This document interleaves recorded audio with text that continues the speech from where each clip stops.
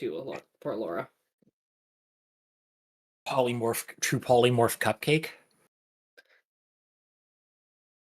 She can create a meal that will provide 1d10 temporary HP. We're live. Get him. Hi. Hello. I see.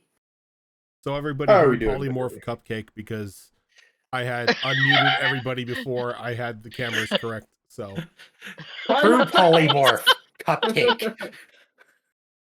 That solves the hag problem right there. if you polymorph her into a cupcake, True polymorph into a cupcake.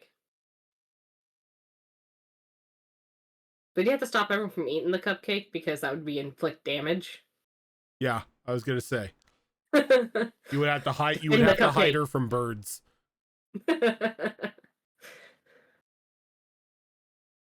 Nice. Put it on the back shelf of the cupboard. No one will find it. Well, No, you get one of those. no, because then she'll attract ants. You get one of those pastry displays with the glass tops, and you just put glue in the ridge and plop the cover down and forever stuck. See, if we just had Kyo, we pastry could just display. shape one that's all one piece. Cupcake trapped in glass. It's an art statement. Acceptable. Can't say this is one of the more unhinged conversations that I've come into.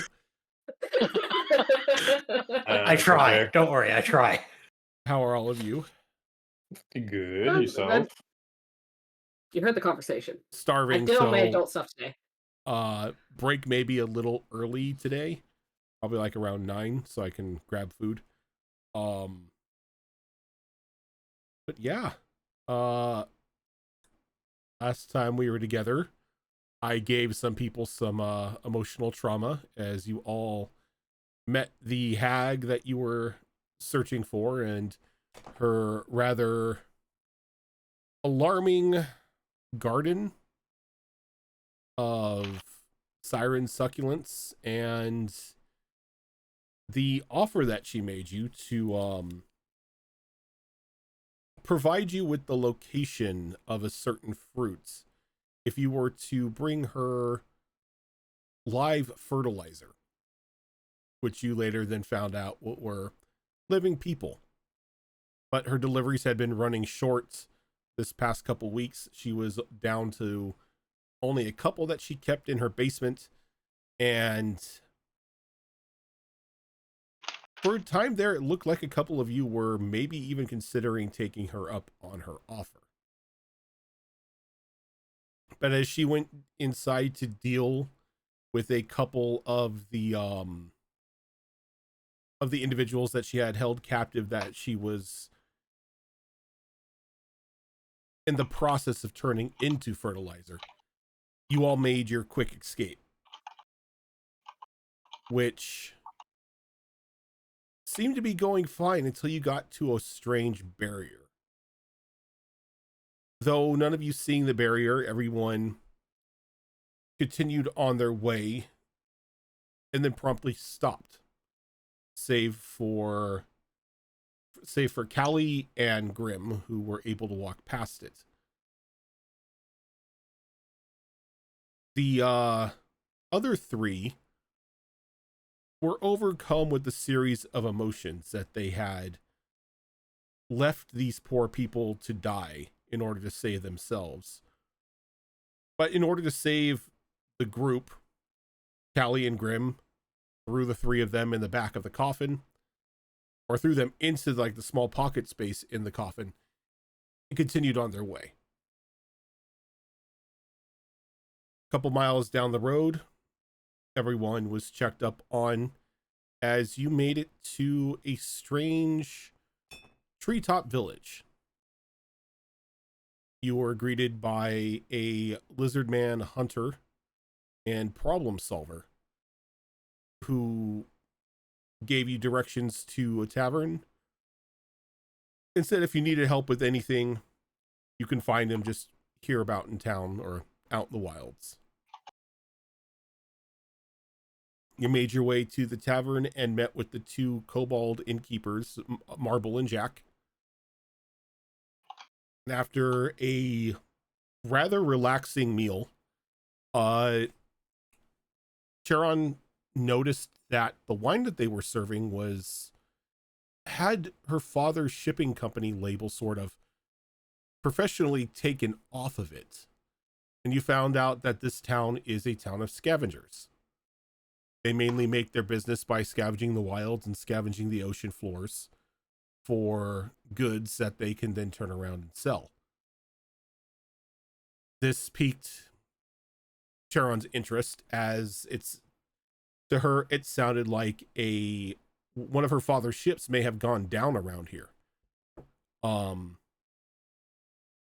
But you also heard tales of a troublesome turtle dragon that was making its lair nearby, and the presumably large hoard of gold that it was hiding away, which then again piqued Charon's interest. After some conversations and a secretive note that was delivered to Snow from her brother, everyone set off to bed. With that said, as the next day starts, I need Charon, Snow, and Alora to give me wisdom saving throws.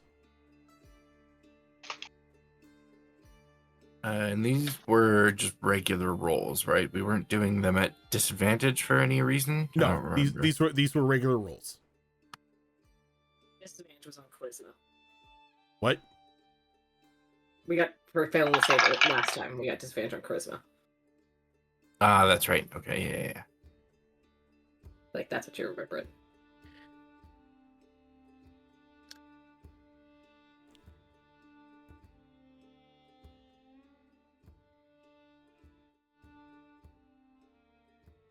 Just messing the music here. Okay, so let's get this underway. Charon, what'd you get? 19. 19. Snow, 18. 18. And Alora. 11. Okay. So, Charon and Snow, you guys wake up guilt-free. Seems like a good night's rest has put the possible demise of the captive individuals in that hag's hut to ease. As you wake up to a brand new day, nothing waning on your conscience. Alora, unfortunately, it's not the same for you. Waking up today has made it even worse. Every free thought you have is about these poor people. It's so distracting that you currently will have a -1 tacked on to any roll that you make today.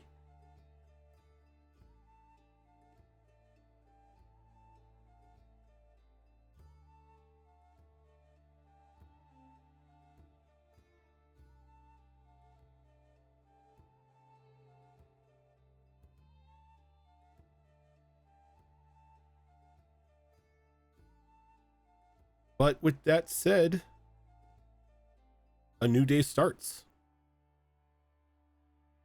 So what is the plan?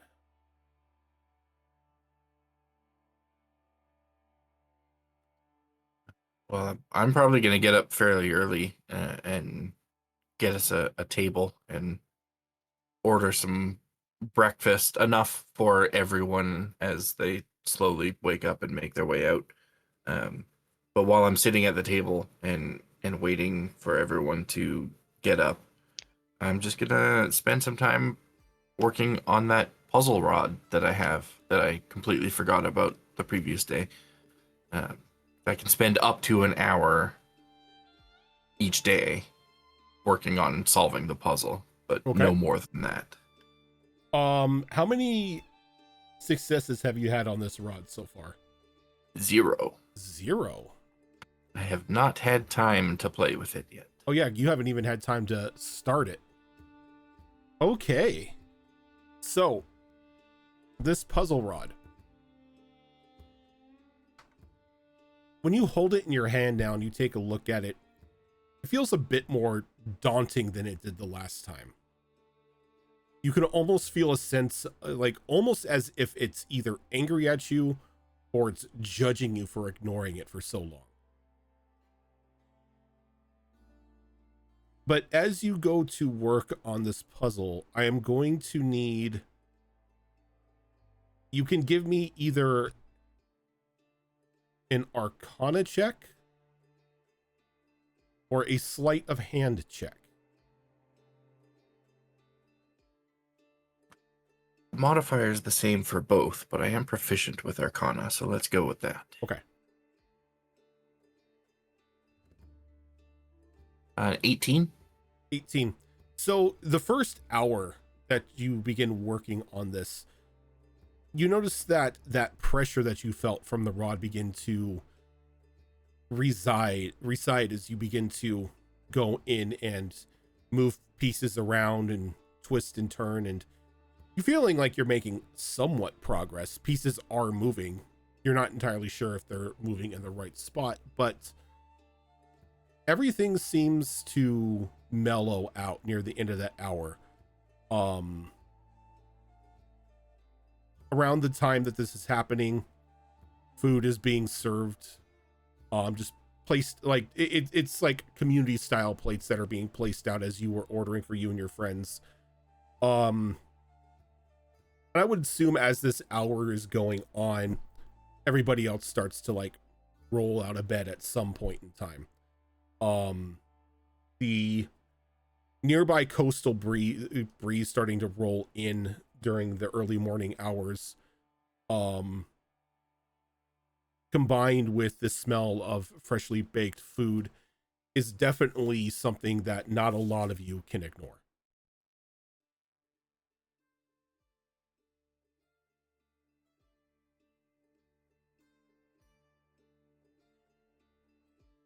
Yeah, Snow probably got up feeling pretty early, now feeling a lot better than she did the day before. And she'll take a bit of extra time in the morning just to get everything in order. She hasn't really been in a hotel room or a room for a while and wants to clean up properly and try and get her fur back into something manageable, because they went to super cold and now this somewhat tropical foresty area, or at least beach foresty area, and it doesn't know what to do with this. Is it hot? Is it cold? Is it not? So, and after that, she'll probably make her way downstairs. Good morning, Sharon. Morning. I see you got breakfast for us. Thank you. I'm starving. Yeah, I ordered a whole bunch for everybody. I had trouble eating last night because I was feeling so upset over those people. Now I can't even remember why. You know, I'm kind of in the same boat. I was not feeling myself yesterday, but I woke up this morning and I felt great. It's good. As autism, I hope that Laura feels a lot better about it today too. She was quite distraught yesterday too. Yeah, between that and the whole heights thing, I don't know, she might be in rough shape. Hopefully she just doesn't look out the window this morning. It might help. Though you forget you're up high. Maybe. We'll have to see. Might have to tie her up and throw her in the coffin. It wasn't a bad way to travel. It was a bit cramped for me. Yeah, I've had worse. Travel on some of the ships in the military where they pack as many people as they can on those sometimes. That Lots doesn't of sound training great. drills.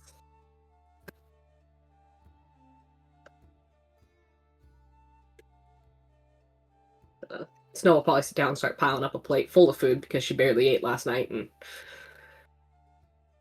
eat a ton.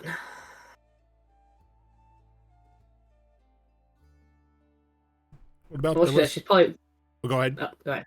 I was like, she's probably mulling over her brother's note, trying to figure out what lich they could have caught and if it's at all related to the white dragons that we released.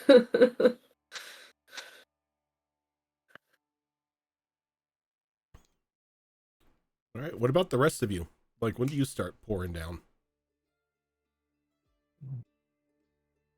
I'm probably going to be up fairly early, but at least by standards for me, because I don't want anyone wandering off full of guilt and trying to go visit a hag.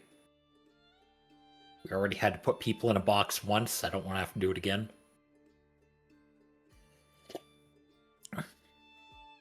So do you wake up like around the same time as...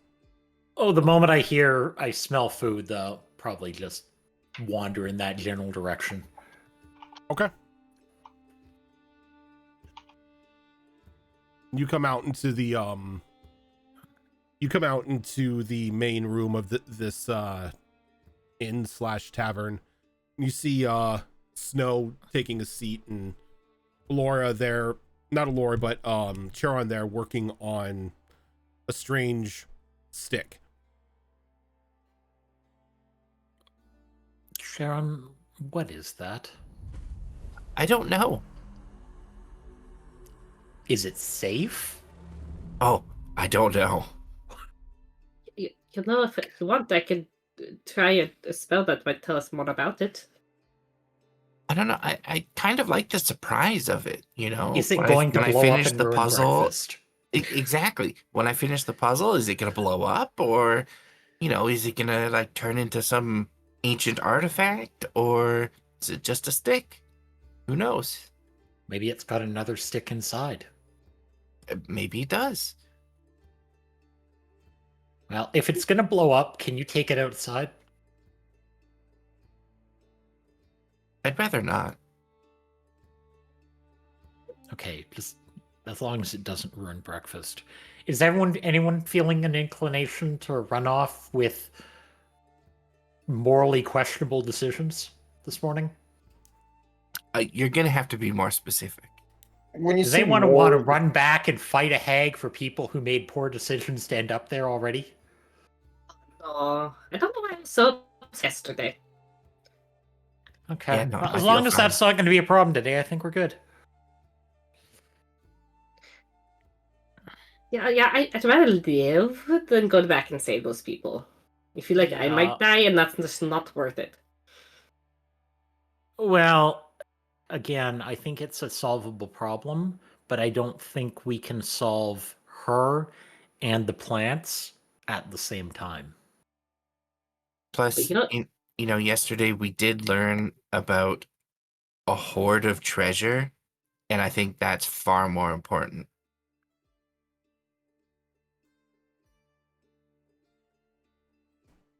I'll take that as a reasonable answer. Also think I might have a lead on the dragon thing that we released that Vastron wants us to find. I can't talk about it here, though. It's too public.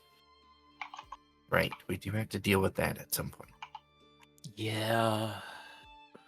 I hope someone's keeping a list of the problems we have to deal with. More a mental note to deal with it later. Just don't start writing them in a book. I've seen what happens when we write things in that book. Only good things happen. I was too upset yesterday to write another note, though. I was trying to figure out what kind of animals Vastron should wear next. Maybe he can wear a turtle hat. A hat made out of turtle, or a turtle that is a hat, or shaped like a turtle? Yes. I'm confused. This isn't new. I don't know what the magic is going to do. I'll just write turtle hat and see what happens.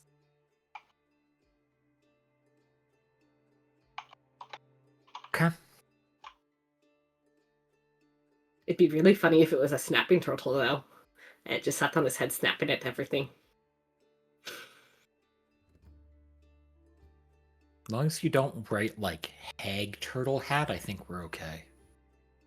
I mean, speaking of which, we could try to use the book to take care of the hag problem, but I don't trust it with big items. These little ones seems better.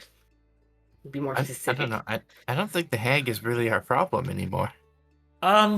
Unless she comes looking for us, then she might be our problem, but, That's Did what we- I'm worried about. give her our names? I don't remember.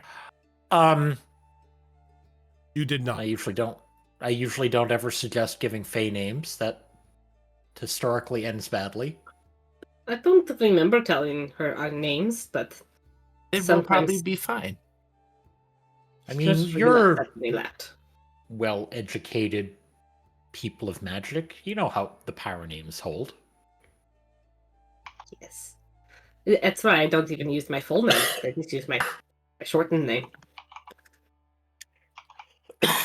What is your full name? Nah, I see what you did there. Had to try. Freaking wizards playing chicken with names out here. Playing chicken with names out here. Has anyone seen Alora? Not this morning. Yeah, no, not today. Usually the smell of food gets her up real fast, so I wonder if she's having trouble with the fear of heights. I hope it's the fear of heights and not something dumb. Do you think maybe somebody should have bunked with her for the night, just in case? I mean, it's a little late now, but... Do I need to go find out? Probably. I mean, someone has to, and I'm If this currently is cold eating. when I get back, it's going to need to be warm again. Oh, I can help with that. A little bit of fire I comes out. know. Snow's hands. Fine, I will go find Alora.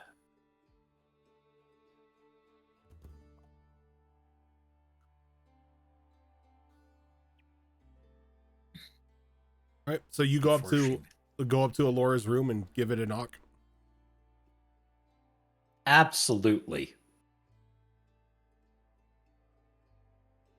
The door's going to open one way or another. I'm knocking first. I'm being polite. There's no answer. Okay, the door's going to be opened the other way then. There's a few other ways I could go. Are you shoulder charging it? You kicking it in, or are you just trying to open it yourself? Rogue. That still doesn't answer the question. That doesn't answer the question. Is there a lock on the door? You were all given keys, so yeah, there is a lock on the door. I'm going to have a discussion with the lock. All right, go ahead and give me And a set of thieves' tools. Yep, give me the thieves' tools roll then. That's a dirty 20. You kneel down. You start, doing your thing and realize the door is unlocked. Of course it is. No sense of personal safety. And I'm going to open the door and push it open.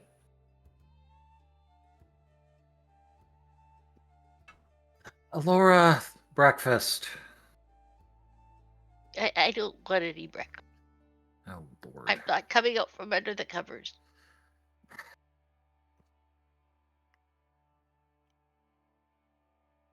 Then I am going to treat the covers like a sack and roll up her in the covers and take her downstairs. This is what happens when the rogue is the mother of the group. What is your base strength? 12.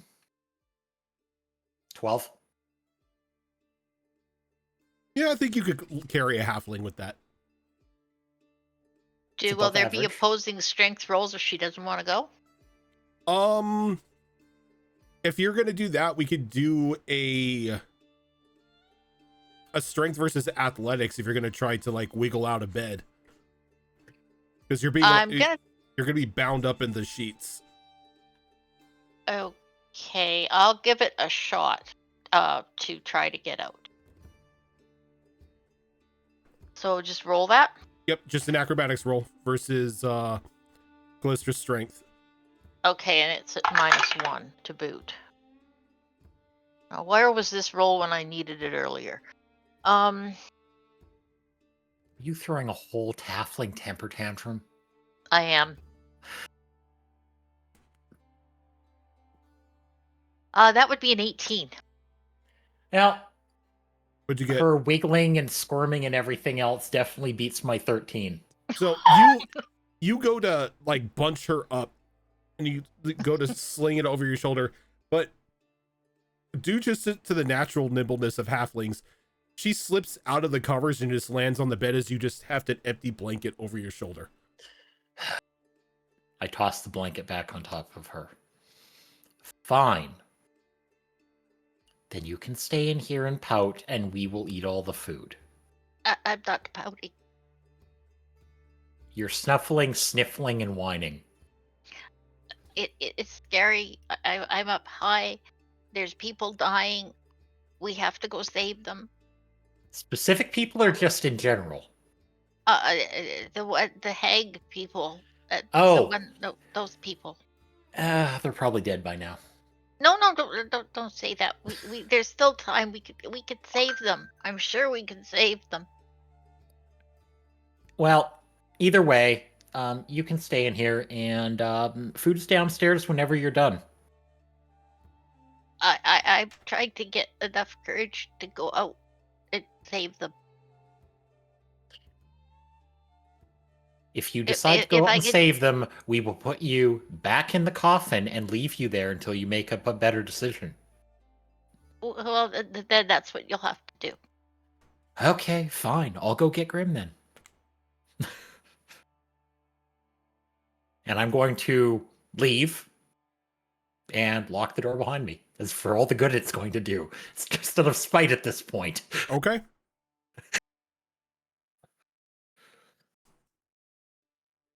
So as you and Alora are having this conversation, Grim, what are you doing?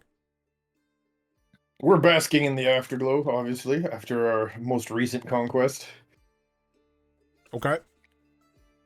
And by that I mean the beard looks perfectly, relaxed Looks and pristine. groomed, and exactly. It's been a couple days since the beard could be groomed. Yeah, we're a little frizzy, not having our best, Really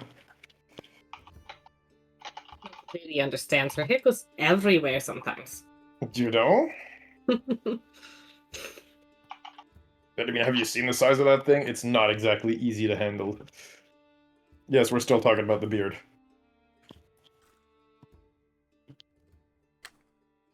So yeah, go ahead. No, go ahead. I was gonna say, so yeah, we do emerge from our room, and probably at more or less the same time as Raven, your character, basically, locks the door out of spite. And Grim is just gonna kind of look here, raise an eyebrow, and just go with the typical, Alora's mood hasn't changed. She might need to go back in the coffin. You could swear that behind the beard you see Grim smile.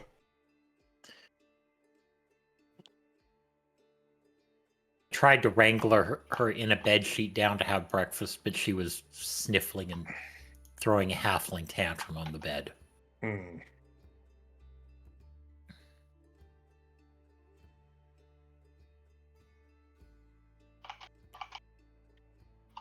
So as long as she doesn't decide to pitch herself out a window and go try to save what are probably now dead people from a hag, I think we're okay. Grim will nod. He'll just go back in the room for a sec. You hear the clinking of chains, and he just pulls out the, what's it called? He just pulls out the whole coffin, right? And lines it up with the door to Alora's room and just heavily bangs on the door.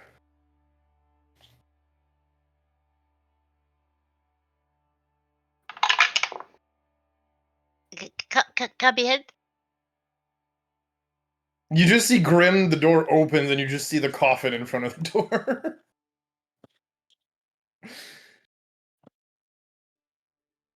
And you just hear questioning, like, as in, do we need to put them back into the coffin? Does Alora see Grim?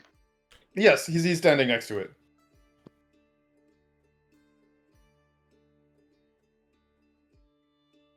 will you help me rescue the people, please? Grim nods and points at the coffin, like, yeah, sure, get in the coffin, we'll do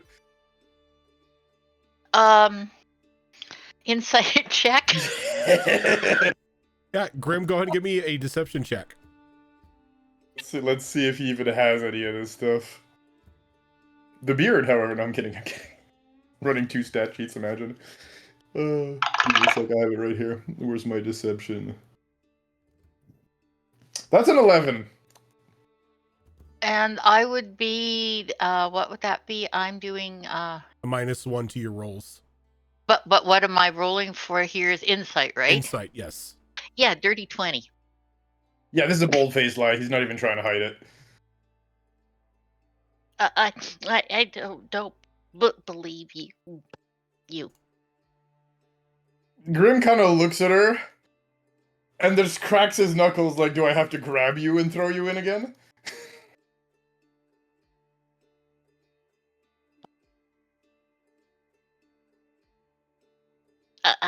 I'm not getting in that coffin.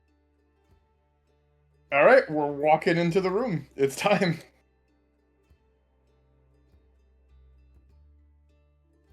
And I guess Yeah. We're just gonna wrangle her like we did the last time, and it's into the coffin we go if the wrangling skills say yes. I am going to guard the door.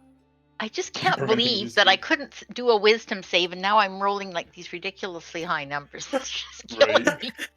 The dice are telling a story. You are throwing the best tantrum ever, though. Yes. As I break through the fourth wall here. Okay, so that would be another acrobatics. Yeah. Okay. Yeah, versus the grappling, right? Versus Grim's grappling, yeah, his strength. Yeah. Is it strength or athletics for the grapple? If you're proficient in athletics, you could use athletics. Sure. Either way works. Mine is a 13. So I'm sorry to say this, but this is a nat 20 for a 26. Yes. So try as you might, Alora, you try to once again just try to wiggle out of the grip, but Grim reaches over and just like grabs you by like the scruff of like the shirt and just like lifts you up like a disobedient cat. It just throws you into the coffin. There's going to be a fair bit of screaming and everything else, but You will, however, notice within the coffin that it has been slightly made more accommodating. There is a table with food in the coffin.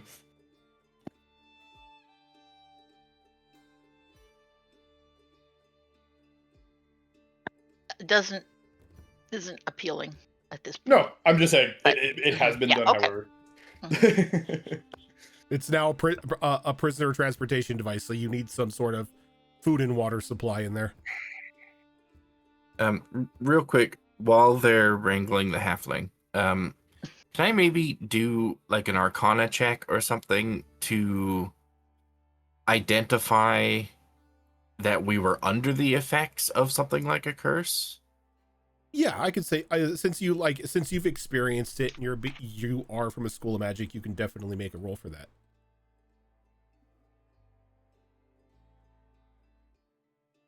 It's all right. 16. 16. You have a feeling that there was definitely something that exacerbated the feelings that you had or just exacerbated your guilt. Like you may have had that just like that tiny bit of guilt in the back of your mind, and whatever happened when you crossed that threshold just blew it out of proportion. So it's some sort. You have a feeling it's like some sort of curse or some sort of spell that strengthens negative emotion. Got it. Okay. That's sufficient. That'll help me narrow it down at least.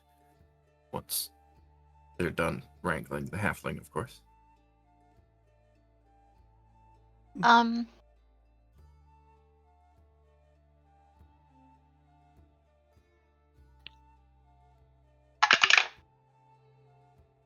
Okay. Alora, once inside the coffin, is fortunately not going to kick up a fuss at this point. Okay. And about like 5 minutes after you hear like the tussle upstairs, you see Grim and Callie coming down together. The coffin over Grim's shoulder. Did you find her? She doing okay? Grim just points at the coffin and mumbles something under his beard. Oh, see. He's throwing a great halfling style tantrum today about wanting to rescue the people who are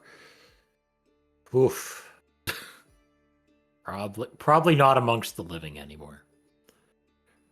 Oh, so she still wants to go back and help the hag Yeah. people. Do you have any insight on that?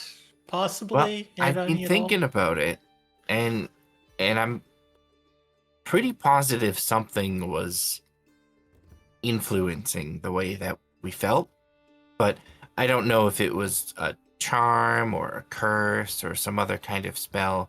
So I'm trying to narrow it down, and I think I can actually narrow it even further by attempting to dispel whatever is affecting Olora still. And if the dispel doesn't work, then that'll tell me it's likely a curse of some kind, because that doesn't work on curses. Well, she's That sounds like currently, a solid plan. in there and will remain so until she stops doing whatever she's trying to do. So I'll approach the coffin, and then I'll look to Grim for permission. May I just open it up real quick? Grim tilts his head to the side and nods before like undoing the chains that keep it bound and closed. Creak open the lid and kind of stick my head in there. Alora, you doing okay? No, No, you're not doing okay? no. Well, I think I have something that might help you, if you'll allow me to try it. We need to help those other people more than I need help. Nobody's listening to me. Well, I understand. I No, understand. I don't think anybody. I really understand. Well, in order to help them, we need to first help you, because you're in no condition to fight or really travel right now, are you? I would be fine, but fine. Well, can I at least try to strengthen you a little bit? Because you're not looking so good. And then once you're feeling stronger, maybe we can go help the hag people. Okay. Oh, all right. You can try. Okay. So then I'm going to attempt to cast Dispel Magic on the effect that is influencing her mood. Go ahead and bring up Dispel Magic. If this is a true curse, then this will not work, but it not working will tell me that it's a curse, because Dispel Magic works on pretty much everything else. So there's that at least.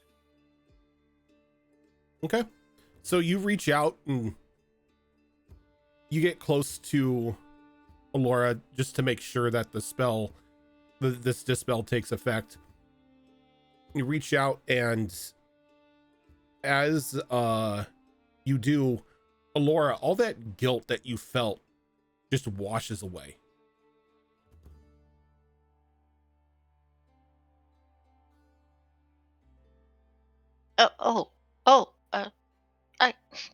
I think you're right. I do feel better and sort of more clear-headed.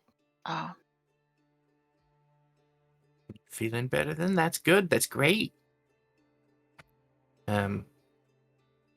You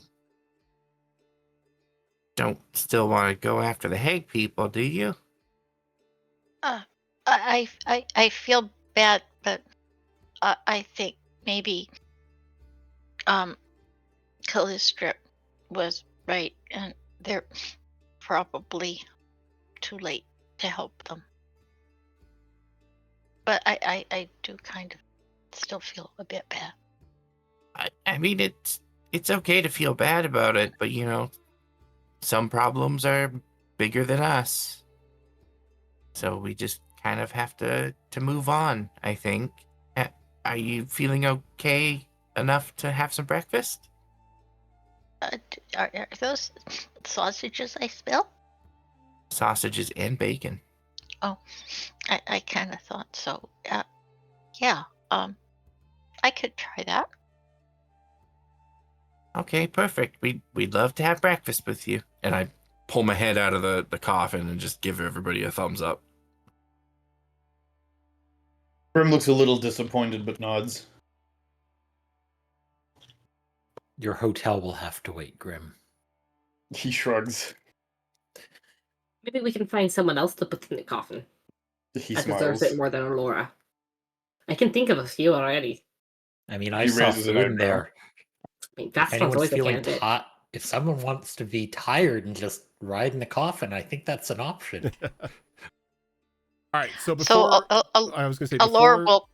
before we continue on, we're going to take our break early tonight, just so I can quickly scarf down some food. So give me like 5-10 minutes, and we will be right back. Nice. Enjoy supper.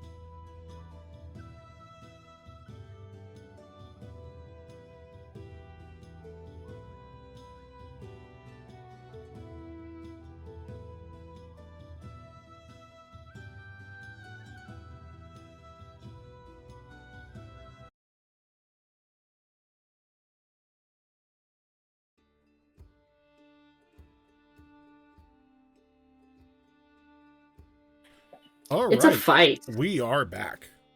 Oh, hi. Hey, back. Oh, all right. I have some dinner in me. Was it good food? Yes. Okay. Was there bacon? No. There was fried chicken, though. Oh, okay. That's a close second. And so I will always stab somebody for fried chicken. That's an acceptable Like, response. if somebody asks me if I want fried chicken and I say no, something has You're an taken... Imposter. alien. Yeah, it's an and we imposter. know, yeah. I'm dead and somebody has assumed my form. this man is sick. He is unwell. I will also stab somebody. Yeah, you Just don't need stab food someone. for it, though. There is no extra to that. I will also stab somebody. Notice I knew this without you saying anything. I, too, will join the stabbing. Yeah, Why are we stabbing? I don't need to know. It's okay. I don't want to know. Yeah, I'll Sam. I'll stab somebody for Mongolia. You know what? I'll just stab somebody for food. I love food too much. That's why I said I'll stab. The The answer's yes. So, as we come back, I'm sorry for cutting you off previously, Siva. You said Alora was going to do something? Oh, she will. She probably looks terrible, but she will sit down and start tucking into breakfast. Okay. And as all of this is going on, what is Nile up to, Zoro? We're still up in the I'm tree. just gonna keep it short and simple for you. She's downstairs in the breakfast hall, just waiting for everyone to join her. She's just eating. She was like, "Wow, they're just lazy." Oh well. So They're probably still crying like babies. So she was down there before Charon got down there. Probably after, I would say. Okay. So all of this probably takes, I'd say, an hour to resolve, giving Charon time to finish their work on the puzzle rod for this time. Fox, if you can, go ahead and mark down 1 success for the puzzle rod. Okay, I will do that. And we're still in the tree in the Mhm. restaurant part, obviously, right? Now, And did Sharon? the Uh-huh. kobolds did tend to pick up on your fear of heights last time, so they've made sure to set you guys in the center of the establishment, so you're not near any walls or windows or anything. So I can't see down. You can't see down. There's just a flat plank floor underneath you.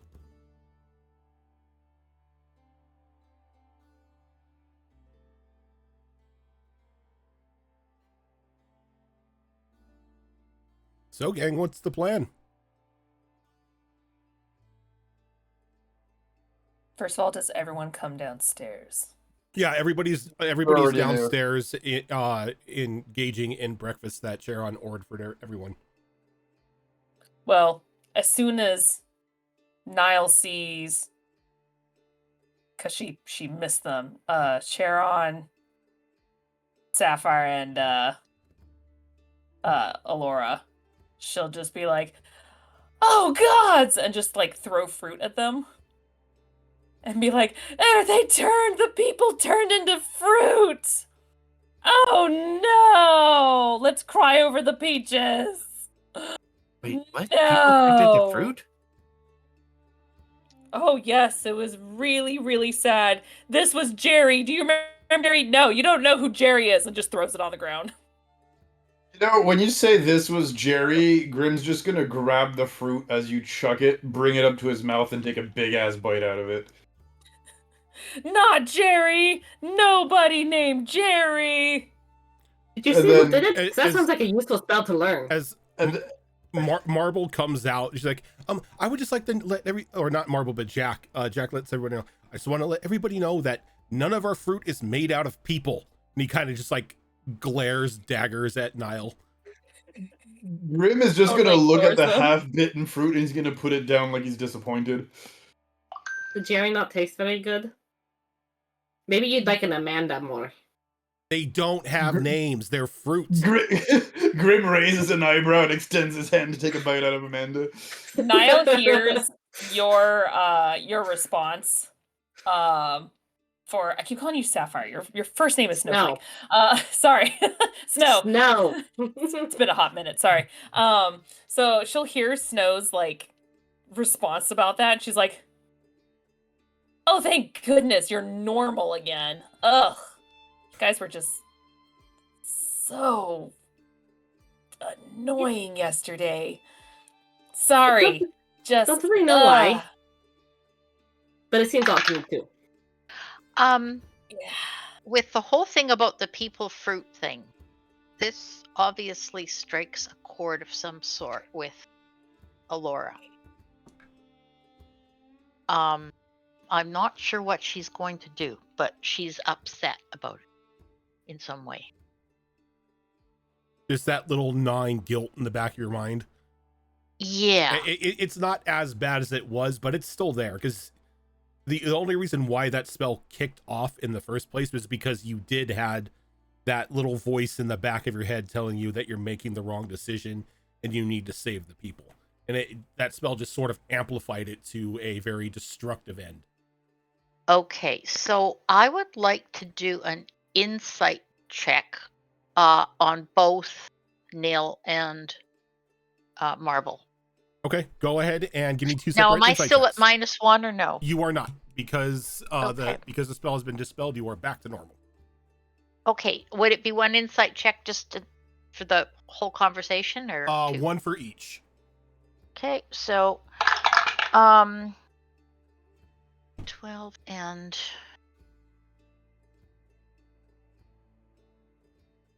19 for the one on Neil, and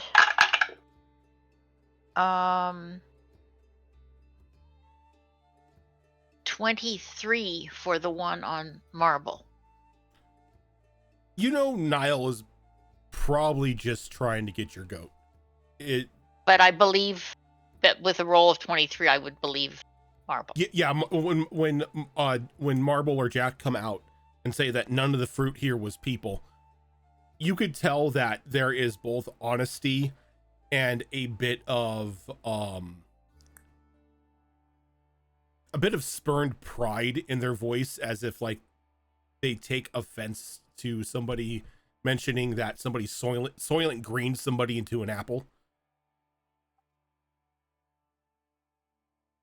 Okay. It's like, okay, I understand it's, a new day and everybody's ripping and ready to go. I just ask not to throw the food around. This produce is very expensive. We have to get it shipped in. It's not made from people. It's grown in a very respective grove from a couple druids that I know. I've seen some druid talk to plants, so it could be equivalent to people to some druids. You don't know. Well, maybe if you want to take it on to a philosophical level, but these weren't just random people that got polymorphed into apples and pears and peaches. They're just normal Aren't food. we all just plants in the end? Grim Some narrows, religions you come from the dust and go to the dust, so maybe.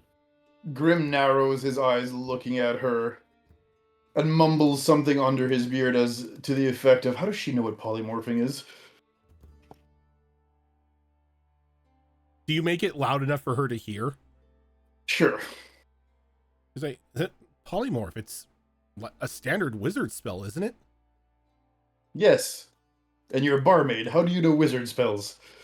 Oh God.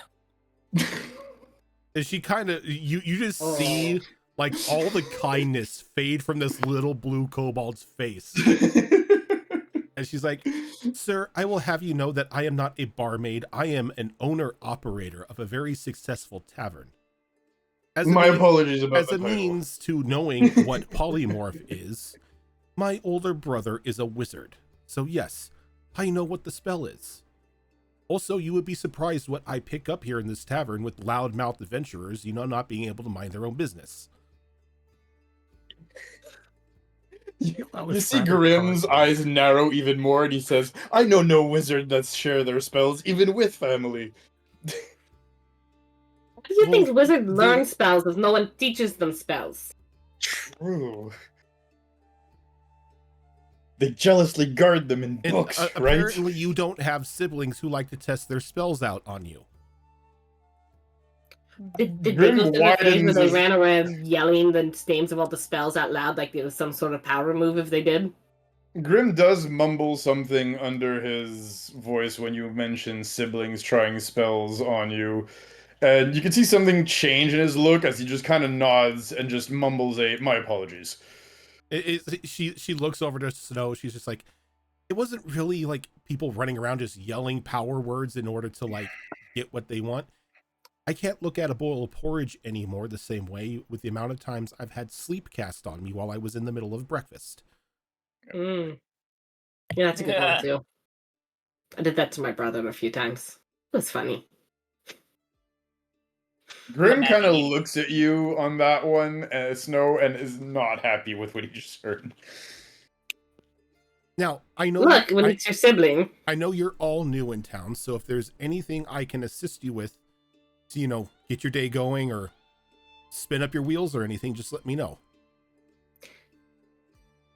Snow will lean over to Sean. I think she wants us to leave. Oh, no, I don't want you to leave. It's just, I find that travelers that are new to our town find their way better if they understand where they can find things instead of wandering around town aimlessly. Well, I think we were all pretty excited to go see the dinosaurs at some point today. While we're in town, Yes. we should also probably resupply on basic stuff if anyone needs to do that. Also, Yes. I wouldn't mind swinging by the Scavengers Guild. I got questions about that Rivaan ship that they ransacked.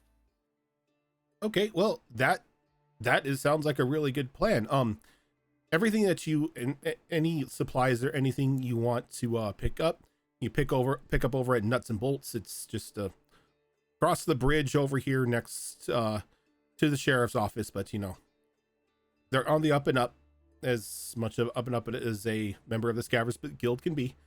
If you're looking for the dino pen, you're gonna have to go down to the ground floor because, well, they don't like trees. But it's near the edge of what we consider to be our town. Once you're there, just talk to Crazy Terry. He'll get you set up with whatever you need. Scavengers Guild, again, down on the ground floor, right across the street from Terry's. Keep it down there. It's the only actual metal building here, because wood doesn't really seem to hold some of the cargo that they seem to bring up from under the water. Interesting. But go in there, you could talk to Blips, and he might be able to answer whatever questions you need if he's working. He sometimes breaks down and needs to be repaired, but maybe it's a good day. Oh, is he a metal man? Mm-hmm. Scavengers actually found him on the bottom of the ocean in a broken off and trapped ship. He's a little waterlogged still, so not all the gears function at the same time, so they gotta whack him a couple times to get him going each day, but nice guy once he starts being able to hold a conversation. Well, that is very helpful. That's my plans for the day. I don't know if anyone else had anything else they wanted to do.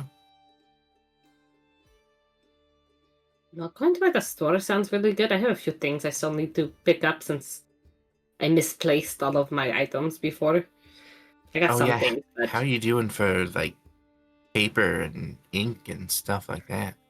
I haven't really found any yet. I mean, Thunder gave me some armor and a few weapons, and so that's good to have a couple things. But, well, mostly just armor and bedrolls and kind of the common stuff. But I don't have Yeah. Keep forgetting that black hole ate all your stuff a little bit, yeah. and then ran off, which was really weird, Yeah. but also not our problem anymore. No, it may we stopped it from getting bigger. That's all that matters. What happened after we left, I don't know. As the group starts to kind of gather and break up to head out, when Alora stands up, she's going to bang her quarterstaff a little extra hard on the ground, and everyone will get, actually, believe it or not, 10 extra temporary hit points for this. Very nice. Nice. And after that, we do have to find somewhere to chat because I have a lead, but I just middle of an inn is not a great place to talk about it. No. As Marble looks around, she's like, "You all are, quite honestly, the only ones here." You don't never know who's listening in, though. Oh no, I know everyone who's in here right now, and it's just you, me, and my brother. And that's too many ears. I can go tuck away in the back. I've got more things I have to cook.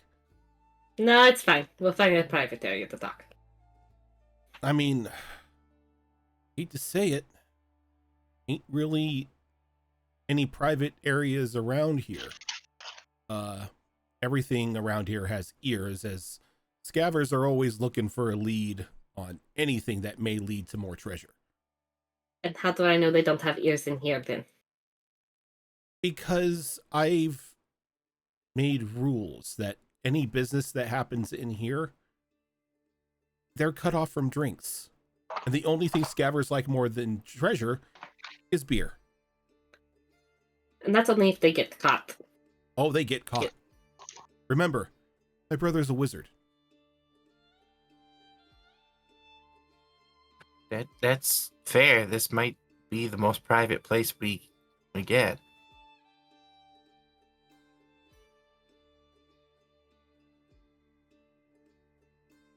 I don't like it. Niall has just had her hands over a peach, like she's trying to cover a child's ears. Like, shh, too many ears.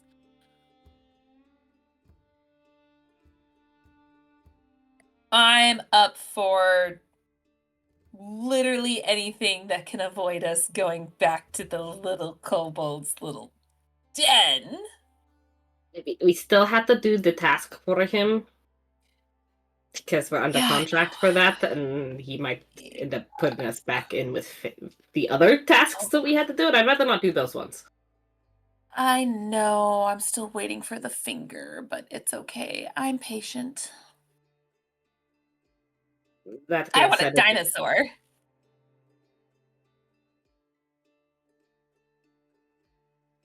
maybe we'll take care of that first then.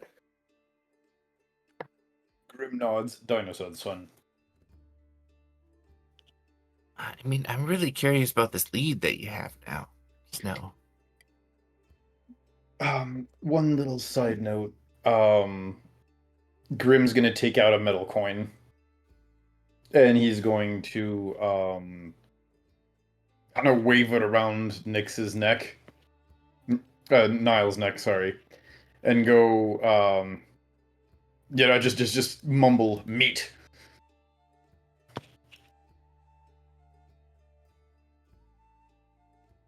Wait, you're putting a coin around Niall's But neck? Trying to I'm get the waving little it near Niall's neck, and I said meat.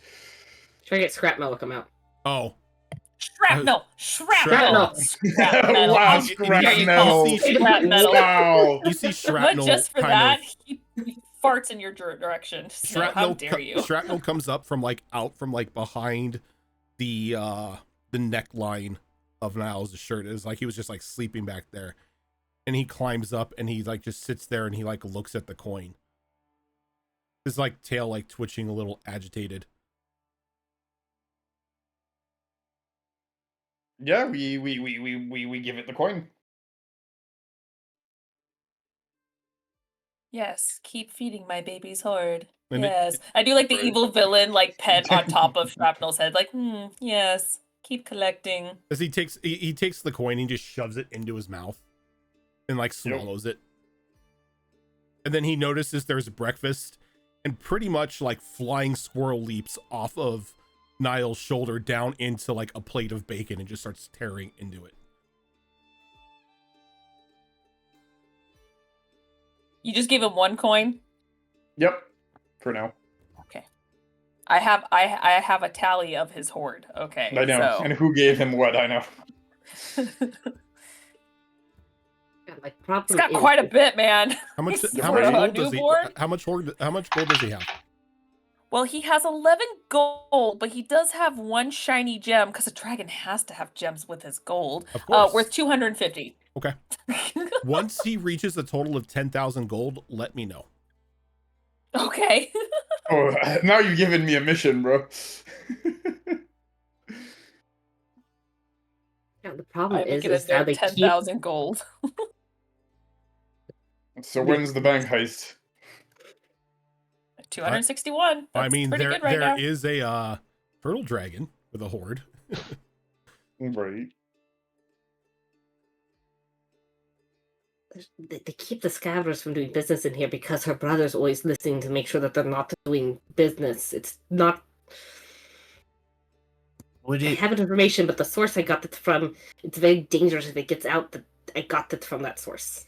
would it put you at ease if I like scanned around for any like scrying eyes or anything like that, just to make sure we're not being watched or listened in on?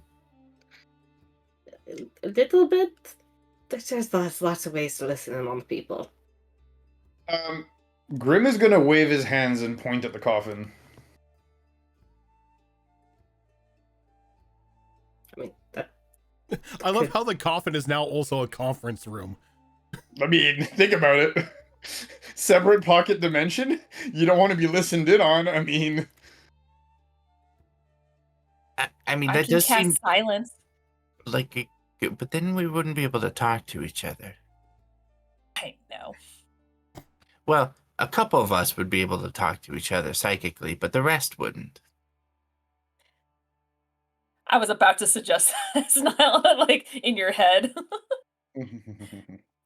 Well. And the coffin's not a bad idea, but I do have a concern that if we all go in there, what's to stop somebody from locking it while we're in Well, there? Grim nods and clearly motions that he's staying outside. If you guys are all going in there, you can bring him up to speed. it's also a very cramped space for all of us. It is pretty cramped with 3 of us in there yesterday. I need an adult supervision if I stay outside. So it's probably smart Grim's there. How about we take this approach? Snow, under what circumstances would you tell us about this lead that you have?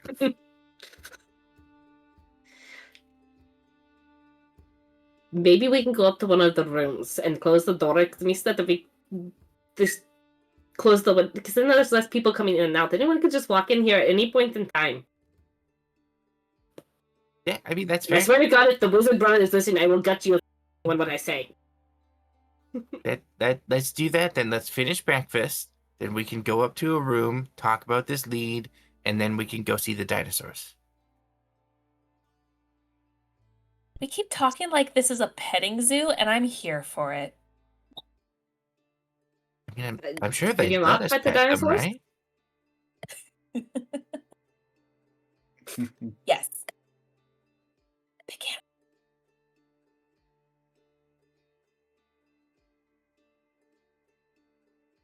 Okay. So whose room are we going up to?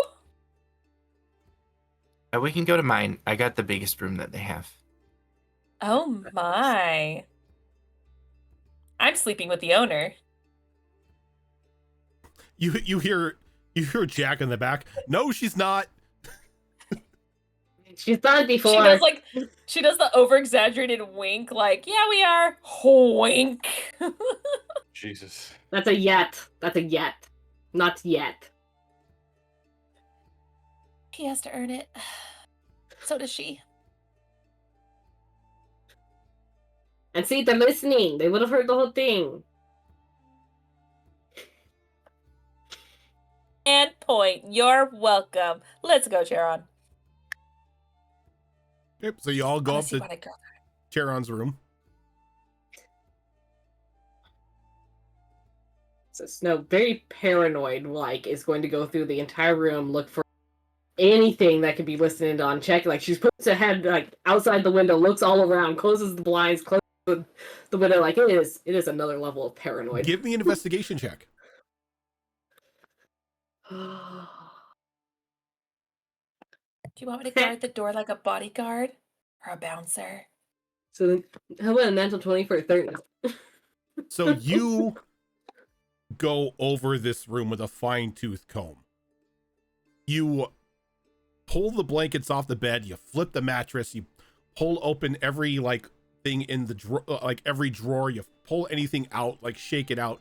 You go through the closet, you make sure that nothing's hidden under or in any of like the jugs, and you find nothing. You now just have a very expertly torn down room. Did you have to pull all my clothes out of the dresser? There's been a bug on them, so yes. Look, it puts people in a lot of danger for this information.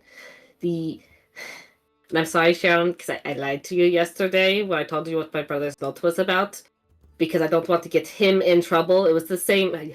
It was a too public of a place, and there's other people eating, and we're next to a window, and but the note that I got from my brother, I told him about the predicament we're in, and he got me some information on the what I think is the dragon. He told me that. Hang on a second, let me look back at my note. He told me that they caught a lich. He is still in the military, and so if he gets caught giving me information, it's really, really bad. A lich? What does a lich have to do with any of this? I'm pretty sure that white dragon thing, when they brought it back, is a former lich, or the lady is a lich. And so I'm pretty sure, because she said she was going to talk to Laura, because she was unhappy that Laura was... Not Laura, Avara was claiming to be queen of the Tricorn, and she was going to go talk to her, so I'm pretty sure it's connected. So you think that this lich that they caught is one that we need to go see? I think it's either the lady that brought back the white dragon or the white dragon itself, and that's what we were supposed to catch for Vastlon. Right. So it sounds like maybe Auntie Avara did our job for us? Possibly. At least we know where it's at, and we can point faster in that direction, and maybe that'll be good enough to fulfill our contract. Maybe. But again, it can't get out that my brother gave me the information. It's dangerous for him. Right. So if somebody asks, how do we say that we got the information? Not sure. Rumors? We've heard. I don't know. We can claim that we did it magically. We can even claim my book did it. This book does weird shit. Or yeah, if somebody asks, we could also just say that, we were chasing them, and when we lost them, we just scried on where they were. There's that too. I mean, I can't scry, but They don't nobody need needs to know that.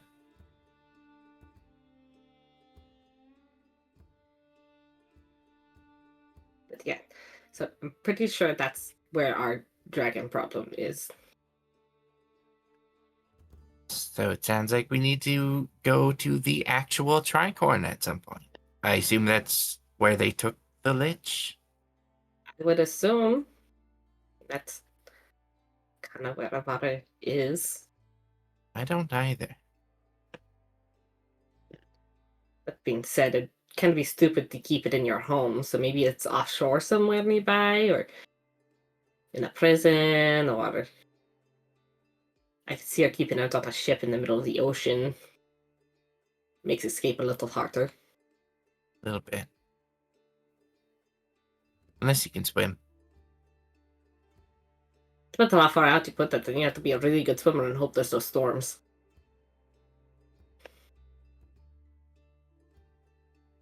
So I guess... What do you think our next move is, then? But the dinosaur petting zoo sounds pretty awesome. Well, yeah, I mean, like, in the bigger picture, what's our next move? I think it depends on whether we think this information is enough to fulfill our contract with Vastron. I'm having trouble remembering exactly what that agreement was right now, though.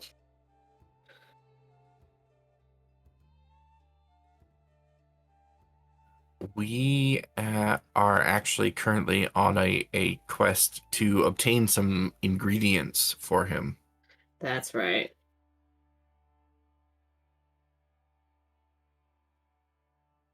It is five different ingredients, all of which sound equally difficult to acquire.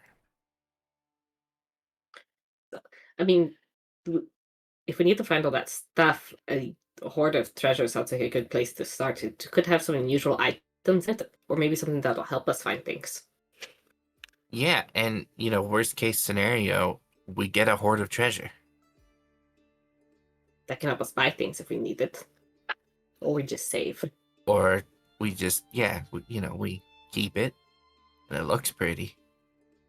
I mean, it would fall in line with doing what we need for Vastron, because Vastron did say our equipment was pitiful at the time. And well, we've gotten some upgraded equipment now. Maybe we need more. We don't know what level he expects us to be at when we come back. True.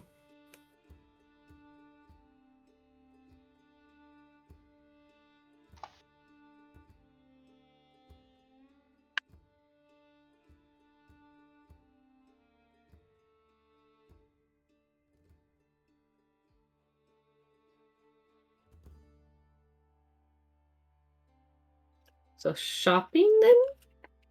So we can equip? I know I need some stuff before we go after a turtle. Yeah, I think we get on with our day's events. I do think this lich thing, it definitely merits further looking into.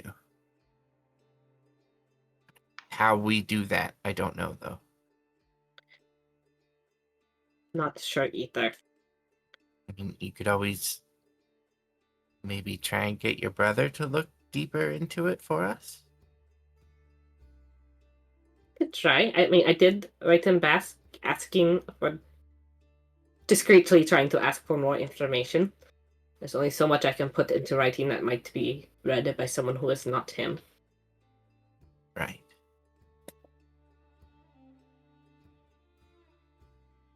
Well, I guess we just wait and see what his response is then to that request, and then that will inform our next move.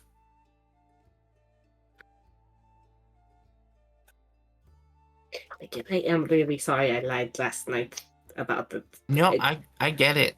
You don't want to put your family in danger. I definitely get that.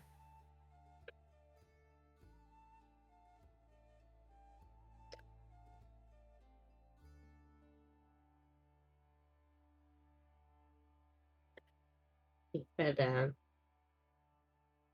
again, if you're listening, Wizard Man, I will get you like a fish if any of this information gets out. You don't hear anything. You don't feel anything. All right. So I take it you all are going out on the town here. That's the plan. All right. So where's the first stop?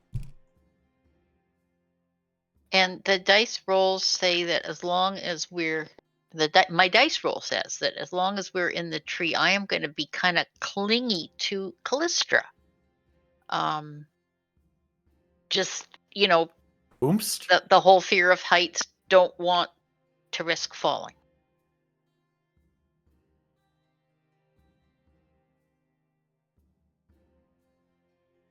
Okay. Do we want to do shopping first or do dinos first?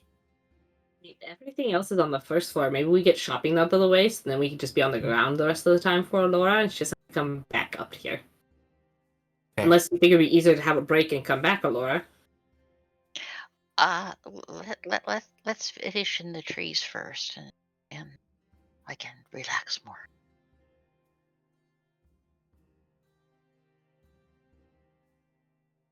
Okay. Well, unfortunately, to get to this shop you all want to go to, there is the requirement that you cross a very large rope bridge, as it spans pretty much across the way from like the tree that you're in now. It goes across like the little path underneath you to another tree. So you probably got a good 60-70 feet of bridge. How high up is it? Are you looking over the edge to gauge this? No, I'm not. I'm just asking, just generally. You don't really have a, Because I wouldn't know about the bridge yet, so You I'm don't- just. you don't really have a grasp as to how high this is, though the trees themselves seem to be probably built about anywhere from like halfway up to 3/4 up of the tree, depending on which section you're going to. Where you're at now, you are halfway up a very massive tree. Okay, I'll just do a dice roll to see if I'm gonna sort of freeze, or I'm gonna give it a go to just keep going with the group here. Okay, so when we start walking and get out of the inn, I will freeze, basically. Okay. I'm just not able to move. Laura, if maybe you wrote in the coffin, but we did I our was shopping about to up say. here. Grim opens the coffin door again. Alora will just get in. Grim just looks surprised. He looks at the others like, wow, that was easier than I expected it to be. To be fair, the last 2 times been magically induced guilt. Or enhanced to guilt.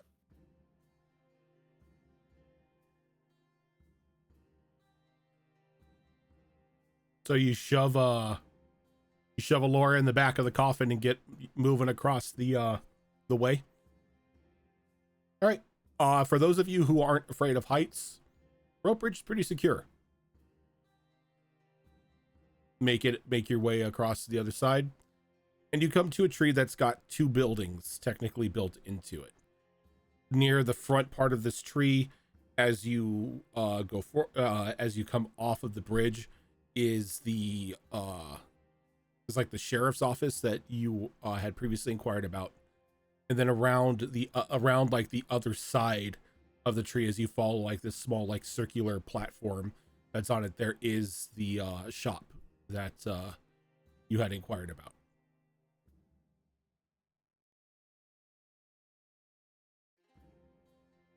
Well, if anyone needs to resupply, this is the place to do it, I think.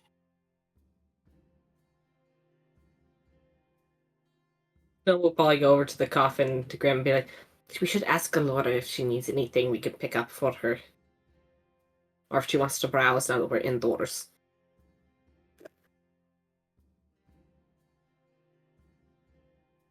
So I assume that he closed up the coffin to walk with it. It's a little awkward to walk around with an open coffin.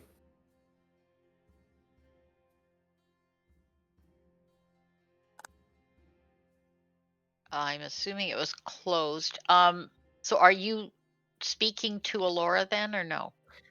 Kind of trying to get Grim's attention to open the coffin so she can speak to Laura. Okay. Grim just kind of. Oh, go ahead. No, I was gonna say, are you there? Oh yeah, of course. Grim takes a while to answer. You can see that he was just like looking around, taking in the sights, very distracted by being this high up. Not afraid of it, like not phobia afraid of it, but like just like I'm made to be underground. What is this whole height situation thing and looking at a long widespread view, right? But eventually he does shake himself out of it, turns to turns to Snow here and then nods, putting the coffin down with a thump, and undoing the chain, of course. Snow will poke her head in the coffin and be like, "Look, do you want us to pick up anything from the store? Or do you want to browse the store once we're inside the store?" Are there windows? A few. I'll browse around the store as best I can. Alrighty. So she'll step back, letting Allura come out of the coffin. But I won't come out till you're in the store. I think we're in the store. So as you walk into the store, there is like a very heavy mixture of smells that just like assault your senses. Like everything ranging from like fresh produce to gunpowder. Just like it seems like this is like a one-stop shop for everybody in the town to pick up whatever they need. Ah, smells like second breakfast.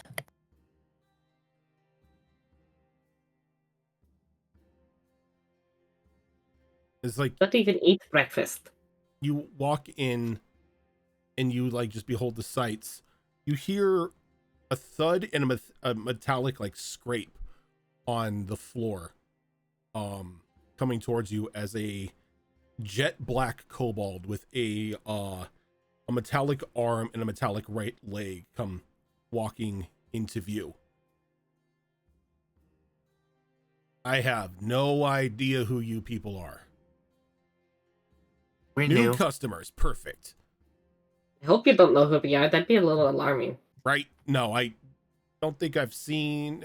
No, haven't seen any of you before. Name's Sharkbait. What can I do you for? Hi, I'm Niall, the Ace Silent. Pleasure to meet you. I smell gunpowder. Oh yeah, I just got a fresh shipment of gunpowder in just yesterday. Where? He kind of like gives you a questioning look, just seeing the crazy in your eyes. Well, it's in a safe hold because, well, it's gunpowder, but if you're looking to buy, I'm always interested to sell. I'll be pacing around and see what else you got. But I'm smelling it.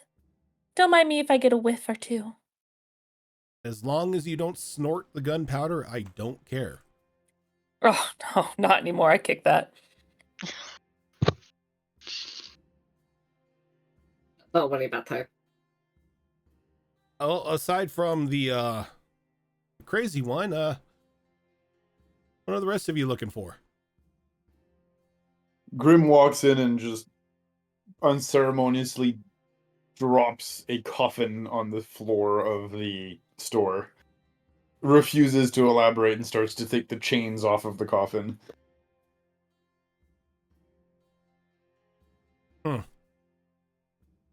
Maybe that one isn't the craziest one out of the lot.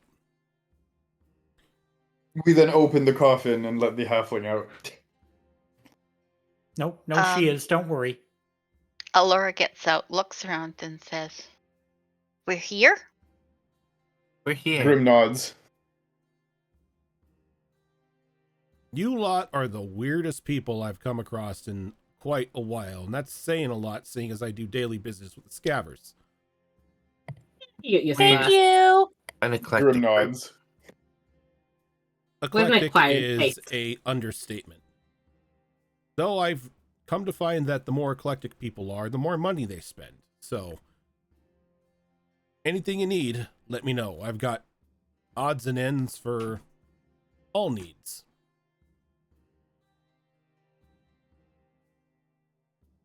All needs you say? I said all needs. Careful what you wish for. Goes back around the aisle. Grin starts to rub his hands together.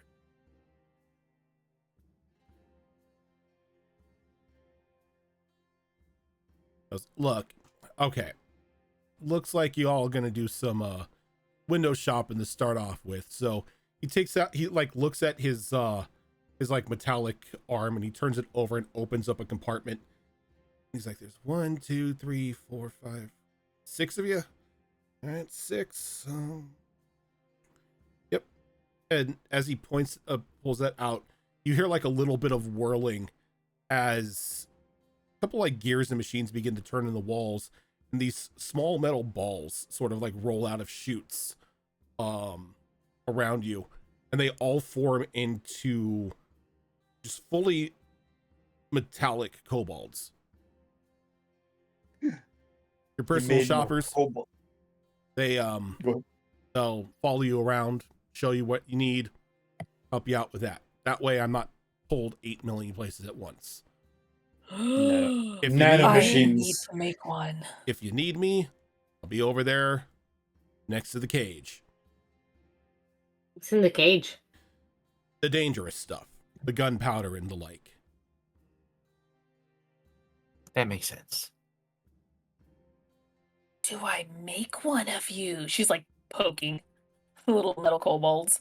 And just like, dunk, I dunk, want dunk. it. And like the little kobold is like looking up at you with just like soft, like blue illuminated eyes, not really showing any sort of emotion. You are precious. Think on that note, I'm going to start looking around. How tall are the little metallic kobolds? About the size of a kobold. It probably Well, probably like a little bit shorter than you. Okay. Yeah, they tend to be like 2 to 3 feet, Yeah, if I remember correctly. like- Okay, 2.5, so 3 feet just slightly shorter than I am. Okay, Yeah. all right.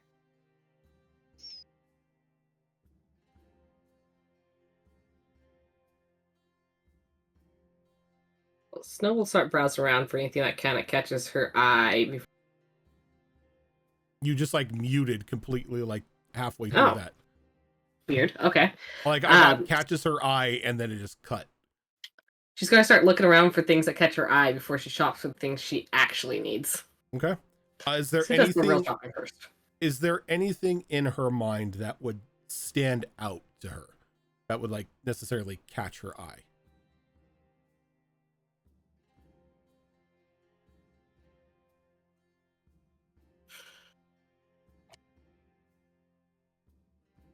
I mean, she's always looking at books. She does have an obsession with them. She'll also be looking for things to help with, like, her fur. She lost her little grooming comb that she had. Otherwise, kind of just knick-knack type stuff. More of a eclectic stuff. Okay. Go ahead and give me... You know, I'm not even going to make you roll for it. What is your passive perception here? Seeing as how it's just something that catch your eye. 14. 14. As you're going through near one of like the back end walls, you do see a very fine small chest propped open that's got its own like little its own little mirror built into the arch of the chest top, and inside you could see what you could assume to be grooming tools.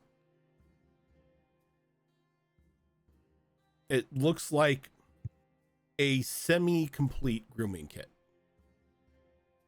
This is relevant to the beard. It seems like the only thing that is missing from like the kit are like the salves and oils that usually would come with it. But all of the combs and brushes and the like are in the kit itself.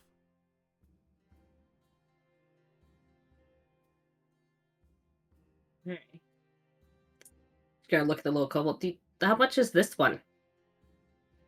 Looks at it and like its eyes flash for a moment. Looks back over to you and just opens its mouth, and you hear Sharkbait's voice kind of crackle through like a little speaker, like in the back of its throat.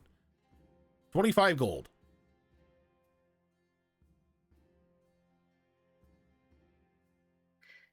Do you have to offer any kind of discount if we spend like enough money or anything like that? Like if we do a large purchase? For discounts or returns, please see the manager. No help. Did that kobold just tell you to pull a Karen? It did. Rude. That's silly. Yeah, and Snow's definitely gonna pick that up because she needs something to help tame the mess. Okay. And As like you pick it up, the kobold kind of like the metallic kobold reaches like both hands out. she'll drop it in his hands. Halfling Wizard Production, thank you for that raid. And as it drops it in its hands, it turns the chest to the side, sort of like dislodges its jaw and just like shoves it into like its mouth, and then it closes and seals. Now I want one of these. How much is one of these guys? I am sorry, I am not for sale.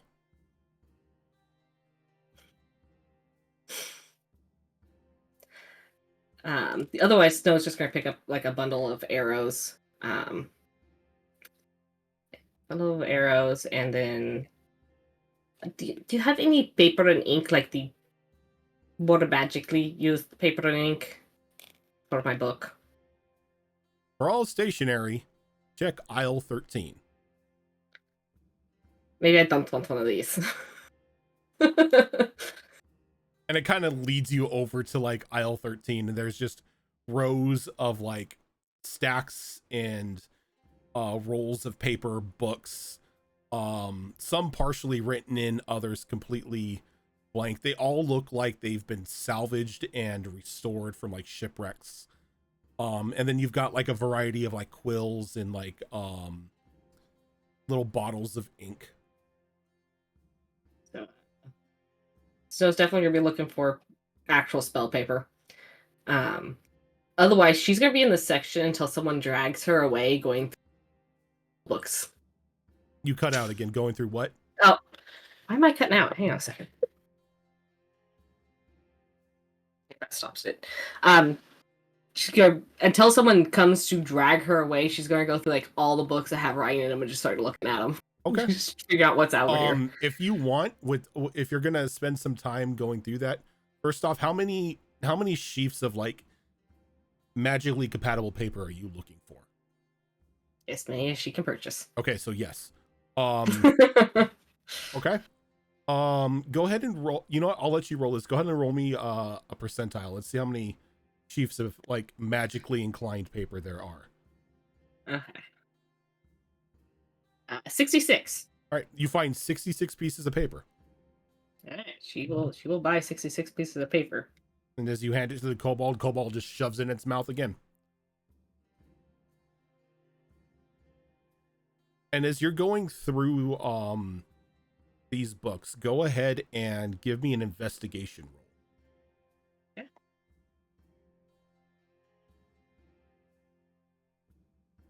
Let's see. Investigation is... God, my modifier investigation is stupid. 24. 14 on the die, 24 for total. 24, very good. Okay, I will get back to you. We'll circle back to this. Okay. The rest of the crew with their little metallic kobold shopping assistants. Anything in particular that you're looking for? Yes, I would initially go and look for a set of tinker's tools. Okay. Kobold kind of like leads you down to an aisle with a big 14 on it. Looks like it's been made out of scrap iron itself. And you see that there are like an assortment of tools kind of like spread out on like a tabletop display, and then there are a couple sets as well that have like a variety of completion to them. Looking at all the sets, is there enough across all of them to create a complete set? There's one set there that if you were to like take that set and then take the missing tools from like the singular displays, you could technically piecemeal a full set together. Then I will do exactly that. Take all the pieces required in order to put together a full set. Okay. Then I will hand that off to my shopping assistant. And the same thing that Snow experiences. It just like dislodges its jaw and just shoves the complete tool set down into its gullet, and I hit my microphone, and it just seals it back up. Another thing I would be looking for is a bag. I need a bag. I have a lot of stuff just shoved in my pockets and on key rings and stuff. I don't actually have a bag to put my stuff in. So it takes you back like near the front of the store through like aisles 1 through 4, which is just labeled bags, more bags, even more bags. And this is a lot of bags, and they're just bags from like every shape and size in these aisles. And I just find one that fits the aesthetic of the outfit that I'm currently wearing. Nice dark blues and Okay. silver accents and stuff. And I just grab that and hand it to the shopping assistant. Okay. And then the last thing on my list is cartography tools and paper to go with that. But I am looking for quality stuff here. Okay. The so if you're nicest, fanciest papers, inks, and quills. if you're looking for like quality paper and quality cartography sets, I'm gonna need 2 separate rules from you here. Both of them are going to be, God, I forget if this is an actual skill in 5th edition, because I don't think I have anybody roll it at any point in time. Or it's Cartography? like, no, not cartography, appraisal. I think it was something that they added later on, but isn't part of the Yeah, see, that's what I thought it was skills. like. Yeah, so give me a sec. Let me take a look at the character sheet. I want to say they added it in one of the later books as like a feat or something. Let's go to make it an insight roll then. Ooh, that I can do. Yes, that I very much can do. 23. 23. Funny enough, you spy a very familiar looking set tucked away back in 14. Like nestled in the back, almost as if like somebody had taken it and it put it there to hide it so they could come and pick it up later. But is this pristine set of cartography tools that is emblazoned with a shining logo of the Rivaan Trading Company. And you know that these are only given out to the company's personal cartographers.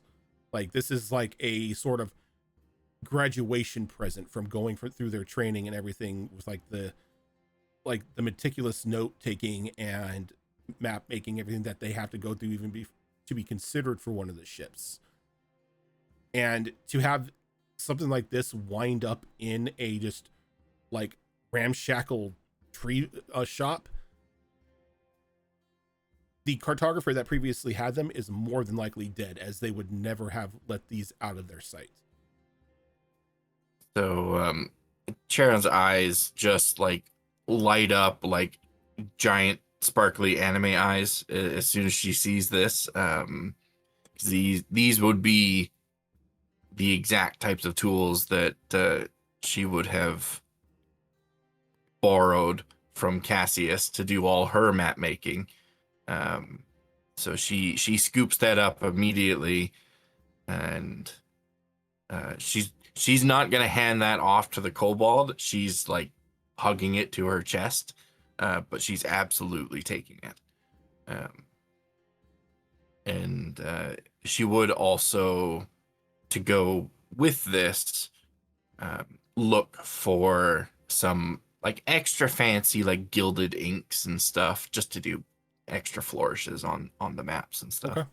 Okay. So you find your way over to the aisle where Snow's at, and you see that there are a couple like books that have been strewn open that Snow has like taken a look at, and she's got one in her hand, and she just looks like she's locked in on it, like something has caught her attention. But around her are stacks, paper, sheafs and sheafs of loose paper, books, and a variety of ink and quills. But you're like, since you have an easier time finding better quality paper, since you're technically not looking for anything that could maintain magic. Yeah. So I'd scoop up some of that nice paper, some gold ink and some silver ink, and then just kind of like poke my head over Snow's shoulder and look down at what she's reading. I will get back to you then. Those of you who are not enthralled by a book at the moment, who wants to go next? Ooh, that would not be me then. I am potions. That's what we're after here. I'll get there before Nell does. That's what I was about to say. You have to get to this health potion before Nell does. I was gonna say, you turn the corner, she's already there. Slow turns. Hello. Crazy look in her eye. It was on my to-do list. I made a list. I kind of figured that's just where you go in the first place anyway. With a list? It's always my go-to. But you do see Nile there, but you do see that this there are a couple rows of potions. Some have been more meticulously cataloged than others. You know, you've got everything from health potions to restoration potions. And then you get into more of the strange things aside from like potions of stamina. One that just says extended energy potion, and it's got like an orange label on it. And then you start going into bottles that just have question marks on them of like a variety of colors. Like they either haven't been tested or whoever tested it could not place what they were. That's unsettling.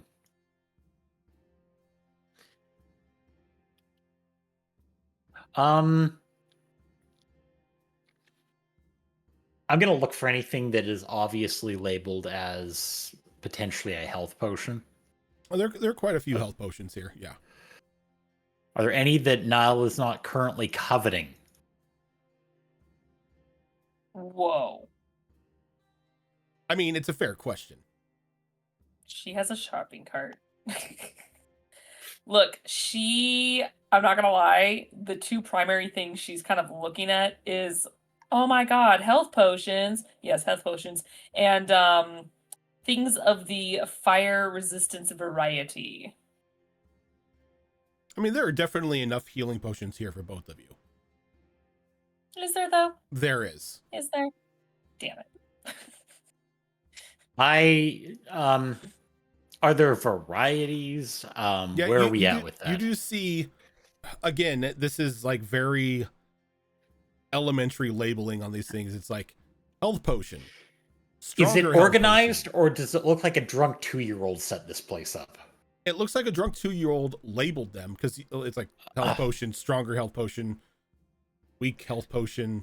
It's just like a variety of strengths of the potions, but they are sort of organized in those elementary categories. Do they happen to have prices on them? There are no prices listed anywhere. Kobolts. Oh, that means they're expensive. Or they're dirt cheap and they didn't bother putting a price on them. Those are your two options. I'm looking for something mid-range. So How many can I get my paws on? Mid-range, there's probably about a good 15 potions in front of you.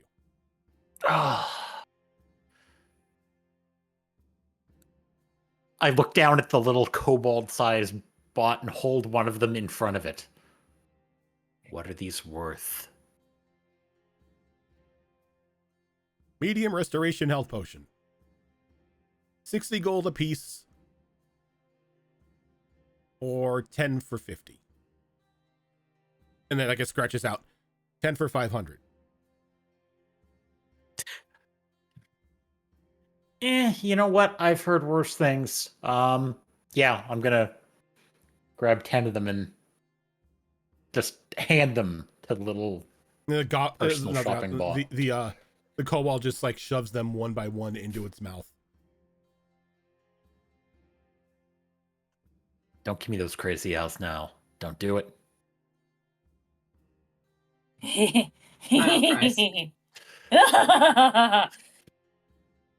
know where you live.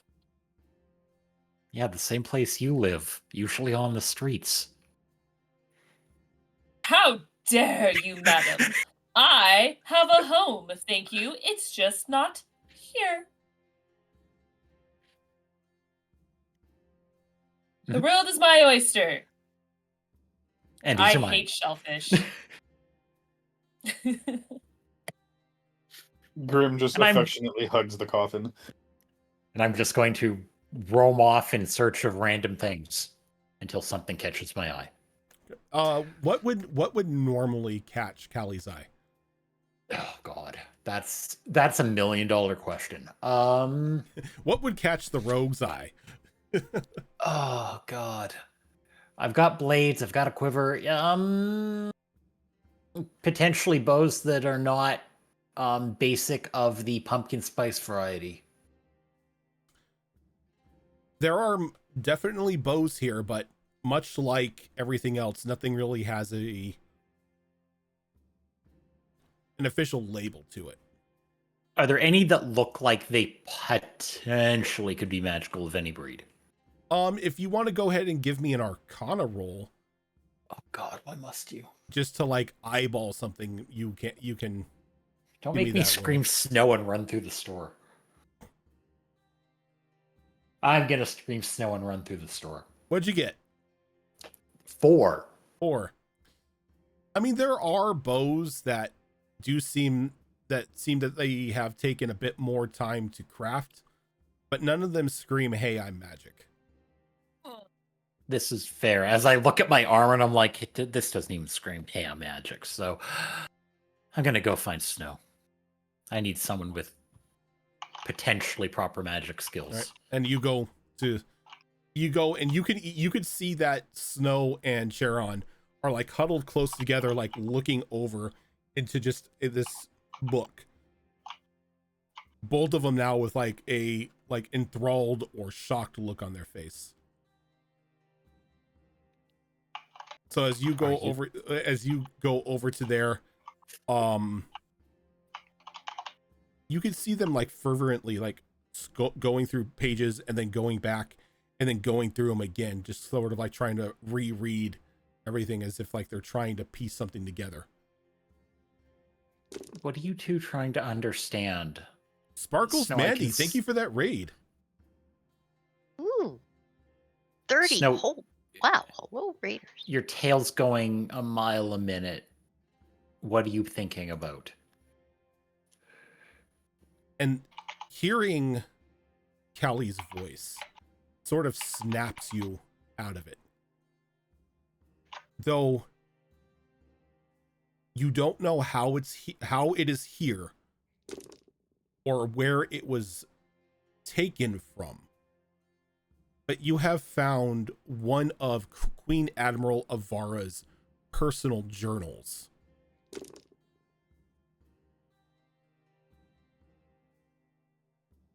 No, we'll probably lock eyes with Sharon for a moment and just kind of snap the book closed and hold it tight. Go, this is coming with us. Yeah. Did you need something, Callista? Yeah. I need someone with a sense for magic. I think Sharon and myself do a pretty good job at that. As long as I'm not pulling you away from anything terribly important. The book can come with us. And she's also not handing that book to the kobold. She's holding on to that book.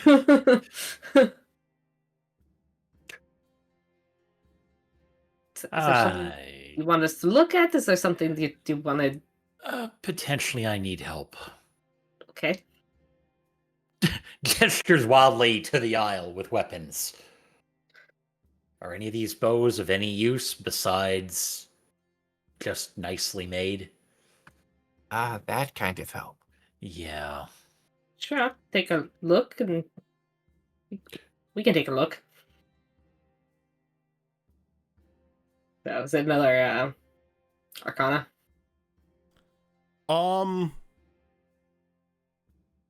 If you want to spend an hour gleaning things from a specific bow, or if you had something like detect magic or identify, that could work as well.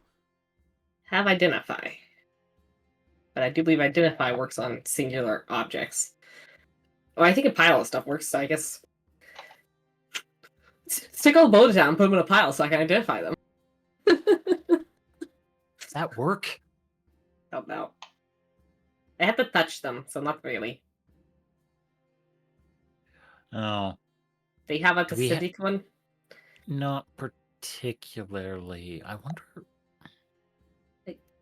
I can detect magic the system time. Forgot I did pick that one up at the last shop. I mean, Sean, do you have an ability to detect magic too? No, I'm more break magic as opposed to find magic. That is handy. Sometimes you just have to break the magic. I wonder if Grim or Allure could have anything. Give me 10 minutes and I'll tell you which one of these have magical.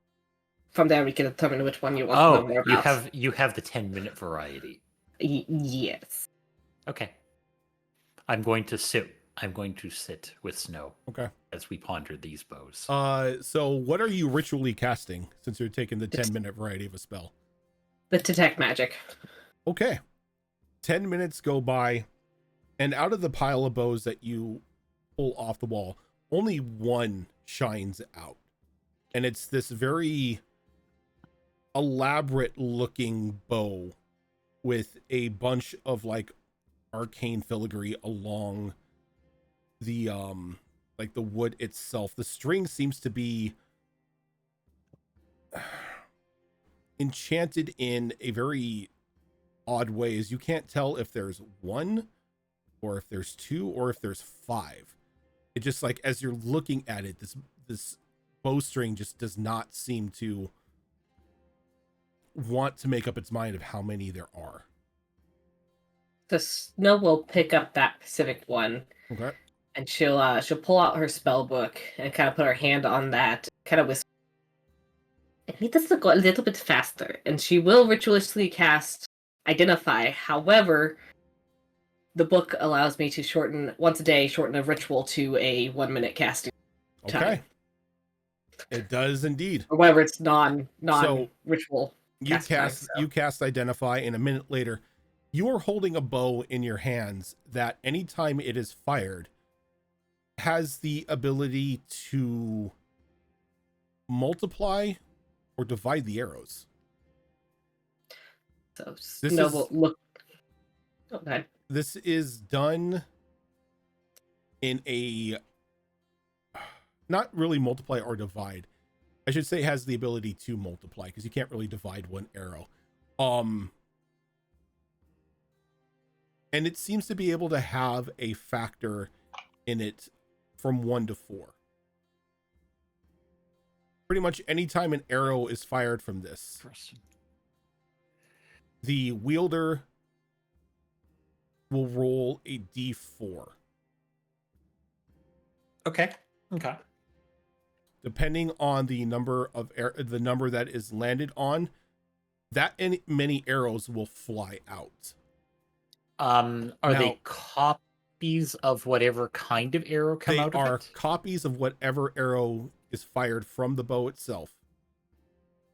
Any additional, the additional arrows that are fired from this bow can be given separate targets. They don't have to be the same target.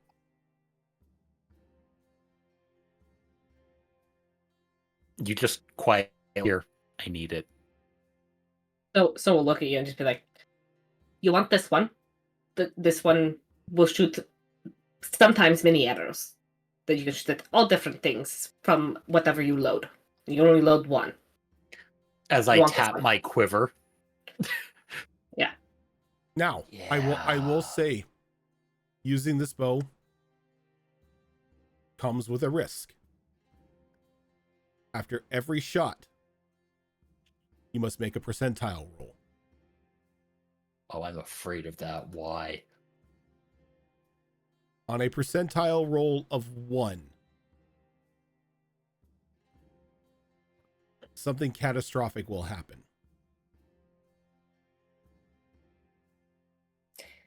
Scientifically speaking, I'm willing to take that risk. Just be careful with it. One of the rooms looks a little fucked up, so Yeah. So it might be potentially fine would- and it might be fucked up. Yeah. Nothing with Well, math if is it- safe. I'm curious as I hold up the bow in front of the little kobold bot. Oh. 225 gold. That seems excessively inexpensive, and I'm concerned but intrigued, and I need it. It is a Maybe they bow. don't Should realize it the cost more? properties. Nope, absolutely not. Understood. 225 gold. Perfect.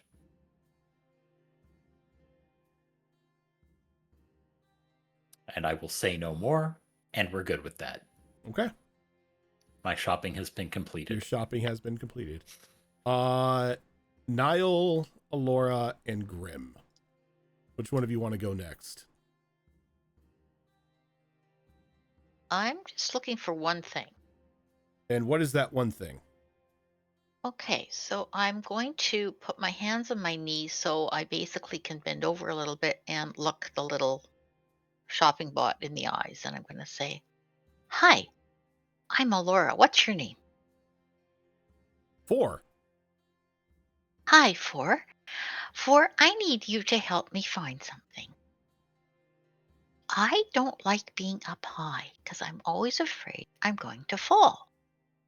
So I need some kind of boots or something, or gloves or something, so that when I'm hanging on, I won't fall. Have you got something like that?" As you can see, like, you can hear, like, the little gears turning in its head as it's going through, like, a mental checklist of all the inventory in the shop. Shoes are made for walking, not climbing. We do have a multitude of grappling hooks for sale. No. It's got to be more sure than that. Something that always works. A parasol? No. Well, not, you're closer, but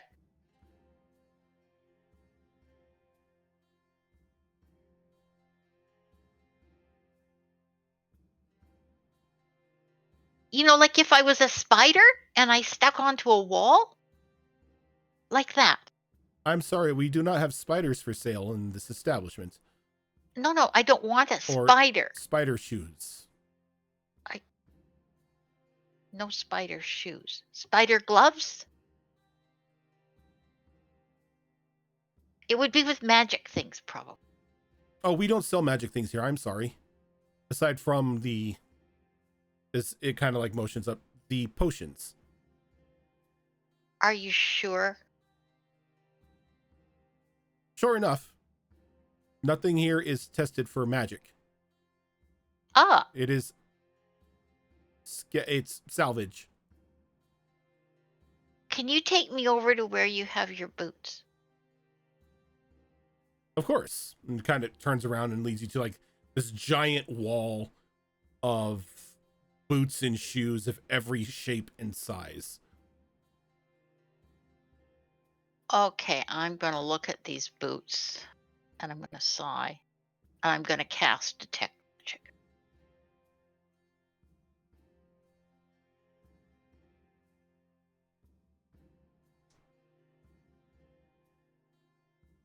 "39 pairs of boots light up on the wall." Okay. 4? I think some of these boots have possibilities, but there's a lot of pairs that do. So you are correct. Some may possibly fit you. Yes, okay.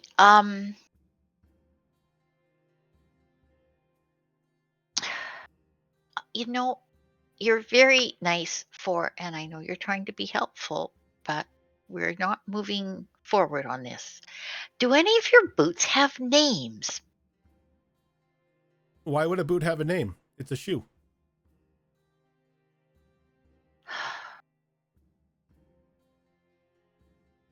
You know, I may have to speak to Shark. This is not working out. I am sorry that you are dissatisfied with my service.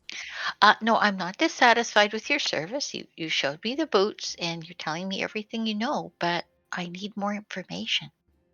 I have all I information got of it. everything in the shop categorized in my mind. Okay, but I counted 39 pairs of boots that I think might work. I gotta narrow it down more.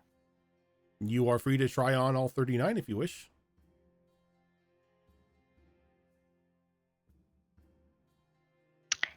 Who put the boots on the shelves? 4.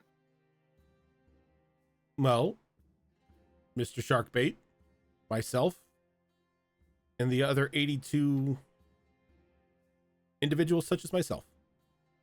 Okay. You must be very important to have a number 4 then. Okay. Do you remember anybody saying that any of the boots felt kind of sticky on the bottom when they were putting them away? No, but I did remember that most of them were very wet at the time that they came in. We get most of our shipments from the ocean. Right. Okay. My God. My goodness. My goodness. Okay. So, from the size of my feet, which part of the boot grouping here, which boots possibly would fit me? Is Something not armored, something leather. it like it like kneels down and like takes a look at your foot and then like back and it starts scanning the wall? Would you like me to get the boots that would fit you down off this wall? Okay, so now I've cast Detect Magic. So would I be able to see as he goes to get a pair of boots if they're magical or not? Yeah. Okay. All right. How about you point to the ones that you think would fit, and I'll tell you whether I want them down or not.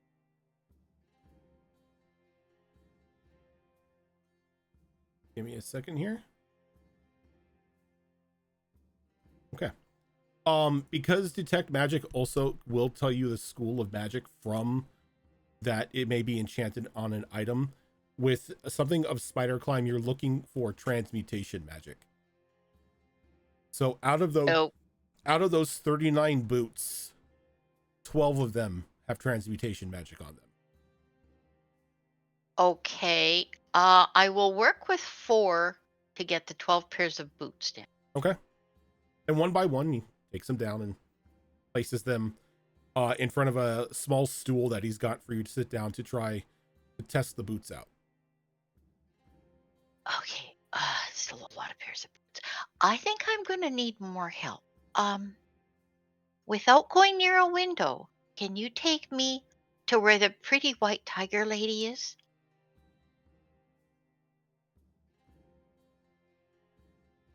I have sent a message. Thank you. So no, you get like your kobold opens its mouth Hello, this is Kobold program number 4. Your short friend, insert name here, needs your help. Please find us in the boot section.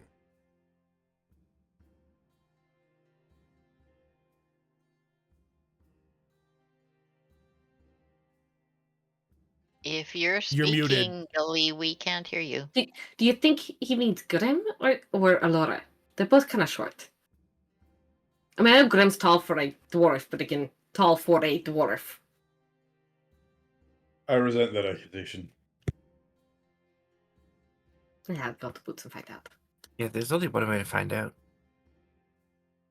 So you find your way Follow. over to the boots, and you see Alora sitting there with a little kobold unit who's trying to be as helpful as possible, but you see the kind of like the frustration on Alora's face as there are 12 pairs of boots sitting in front of her. So my detect magics last 10 minutes. Would that still be active right now? Yeah, I would well, say it's roughly around the same time. So, like, yours is like slowly starting to dim, but you can see that each one of these 12 are giving off like a transmutation school feel from them. That's a lot of boots you have there, Laura. Well, Very I narrowed particular it. properties. Pardon? They have very particular properties. Yeah, I want to stick to things. Like a spider does.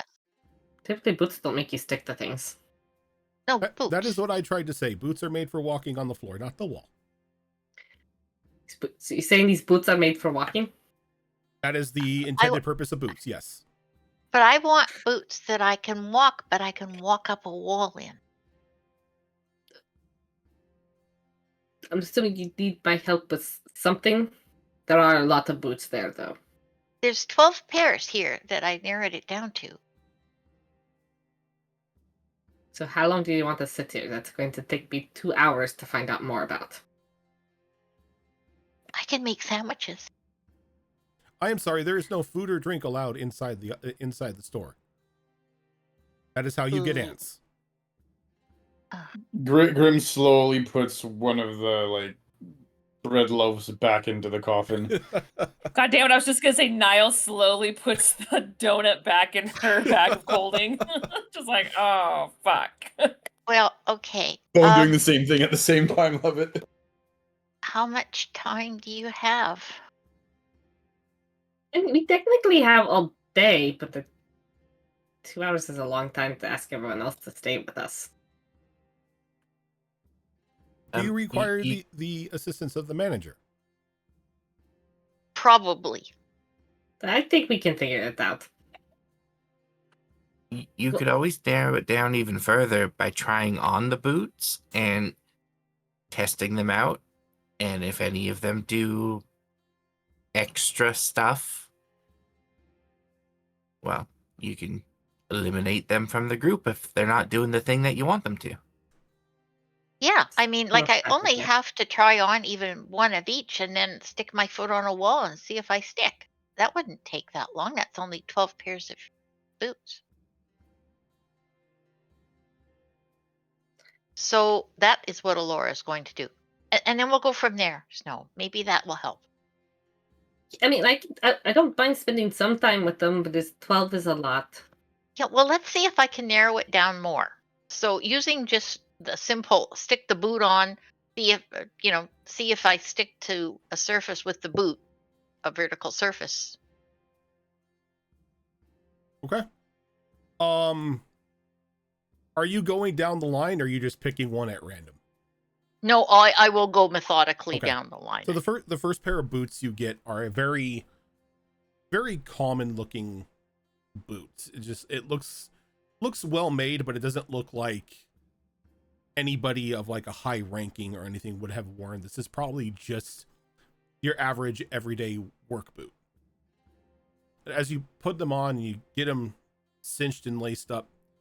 You take a couple steps.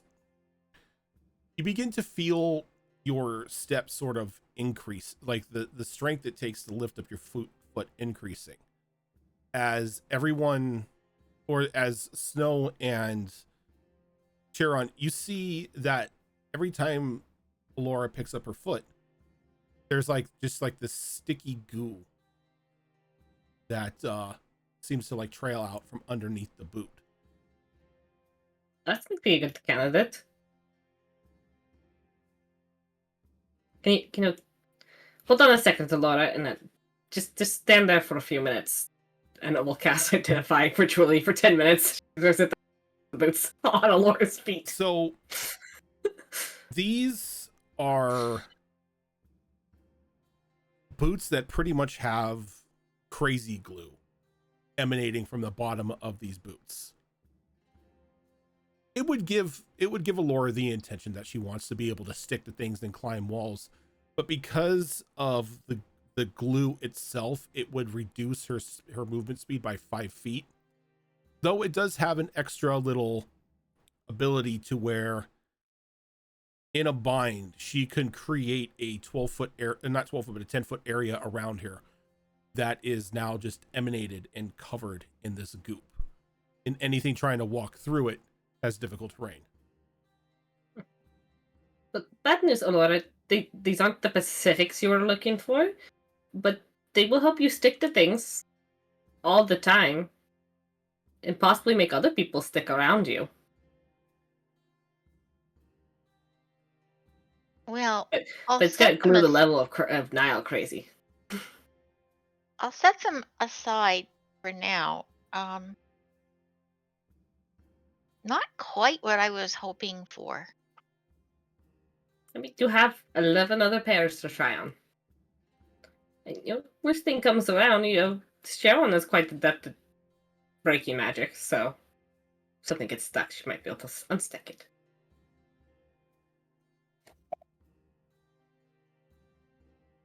Well, when Charon is free, perhaps she'll wander over and she can help too. Oh, I'm here. I can't Oh, help oh. identify anything, but if something like gets stuck in a way that you don't want it to be stuck, that I can help with. Okay. So Allura's going to keep trying on boots. Okay.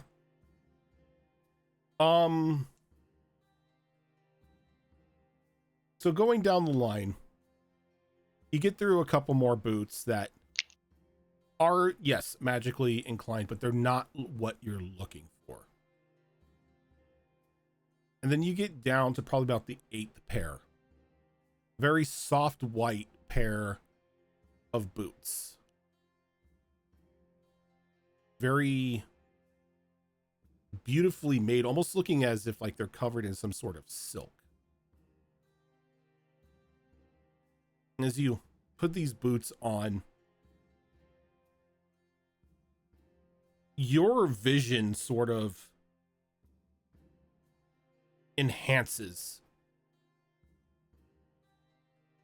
as you can see like a broader spectrum in front of you and a bit in your peripherals as Charon and Snow, you see multiple eyes sort of open along her forehead, and like a small like pair of mandibles sort of like form out in her face.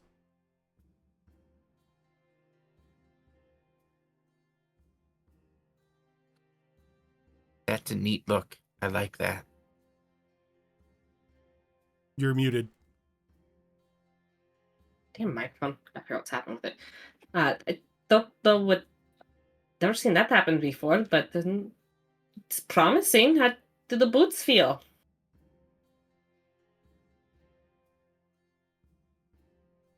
And as you ask that, Allura, it gets, I'm not going to say it gets overwhelming, but you, like, as everything finishes taking effect, you have almost full 360 vision around you.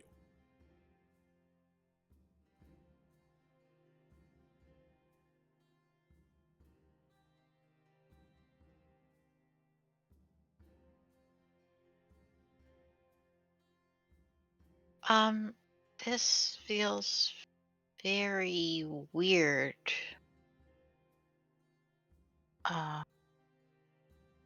So I will take a couple steps.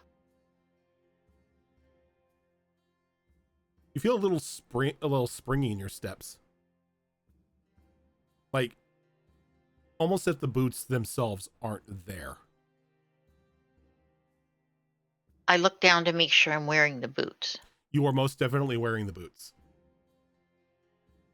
Well, they're easier than the first pair. So I'm going to walk over to a vertical surface and try walking up and see what happens. As you get to the wall, place your foot on the wall, place your foot on the other wall, and you begin to walk up it. Like a very strange pace, as it's like a toddler taking its first steps. And then you fall forward and you place your hands on the wall as you begin to climb up the wall with like your fingertips as well. And as you begin to climb, you begin to see her body transforming until she is completely transformed into a very large white and red orb weaver spider.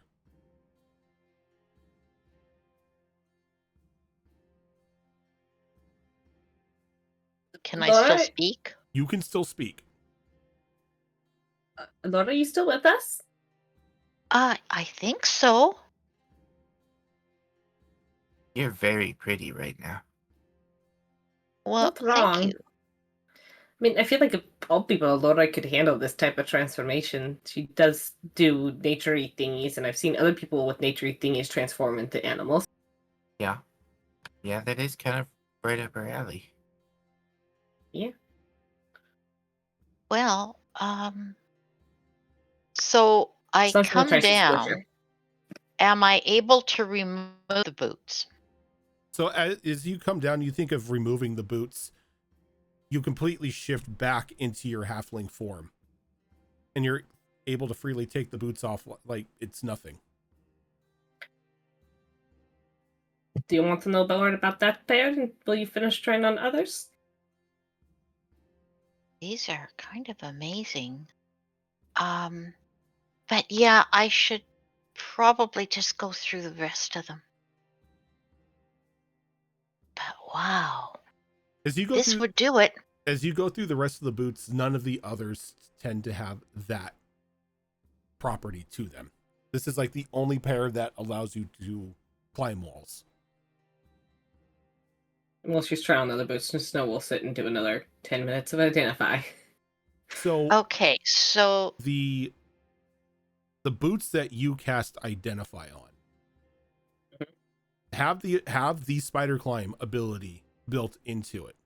But on top of that, the wearer, once they attune to the item, can at will change into a giant orb weaver. They also are able to, while the boots are on or in the spider form, they are able to walk across webbing as normal terrain. It will not impede them. And once a day, they are able to cast the web spell.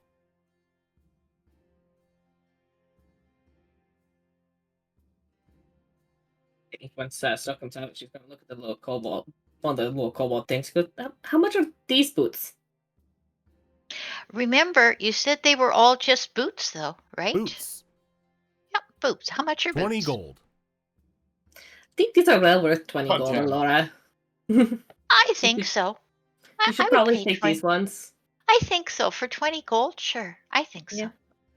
Yep. They're going to do a bit more than you were looking for, but once you wear them and get used to them for a while, it'll be worth it. C4, it did work out in the end. You were most helpful. Thank you. I am happy I can be of service. It means I will not be decommissioned at the end of the day. Oh no, that would be terrible.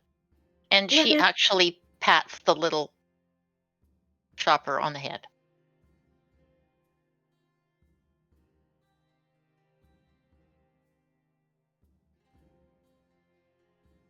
as it walks over and it starts to pick up all the boots and place them back on the shelving.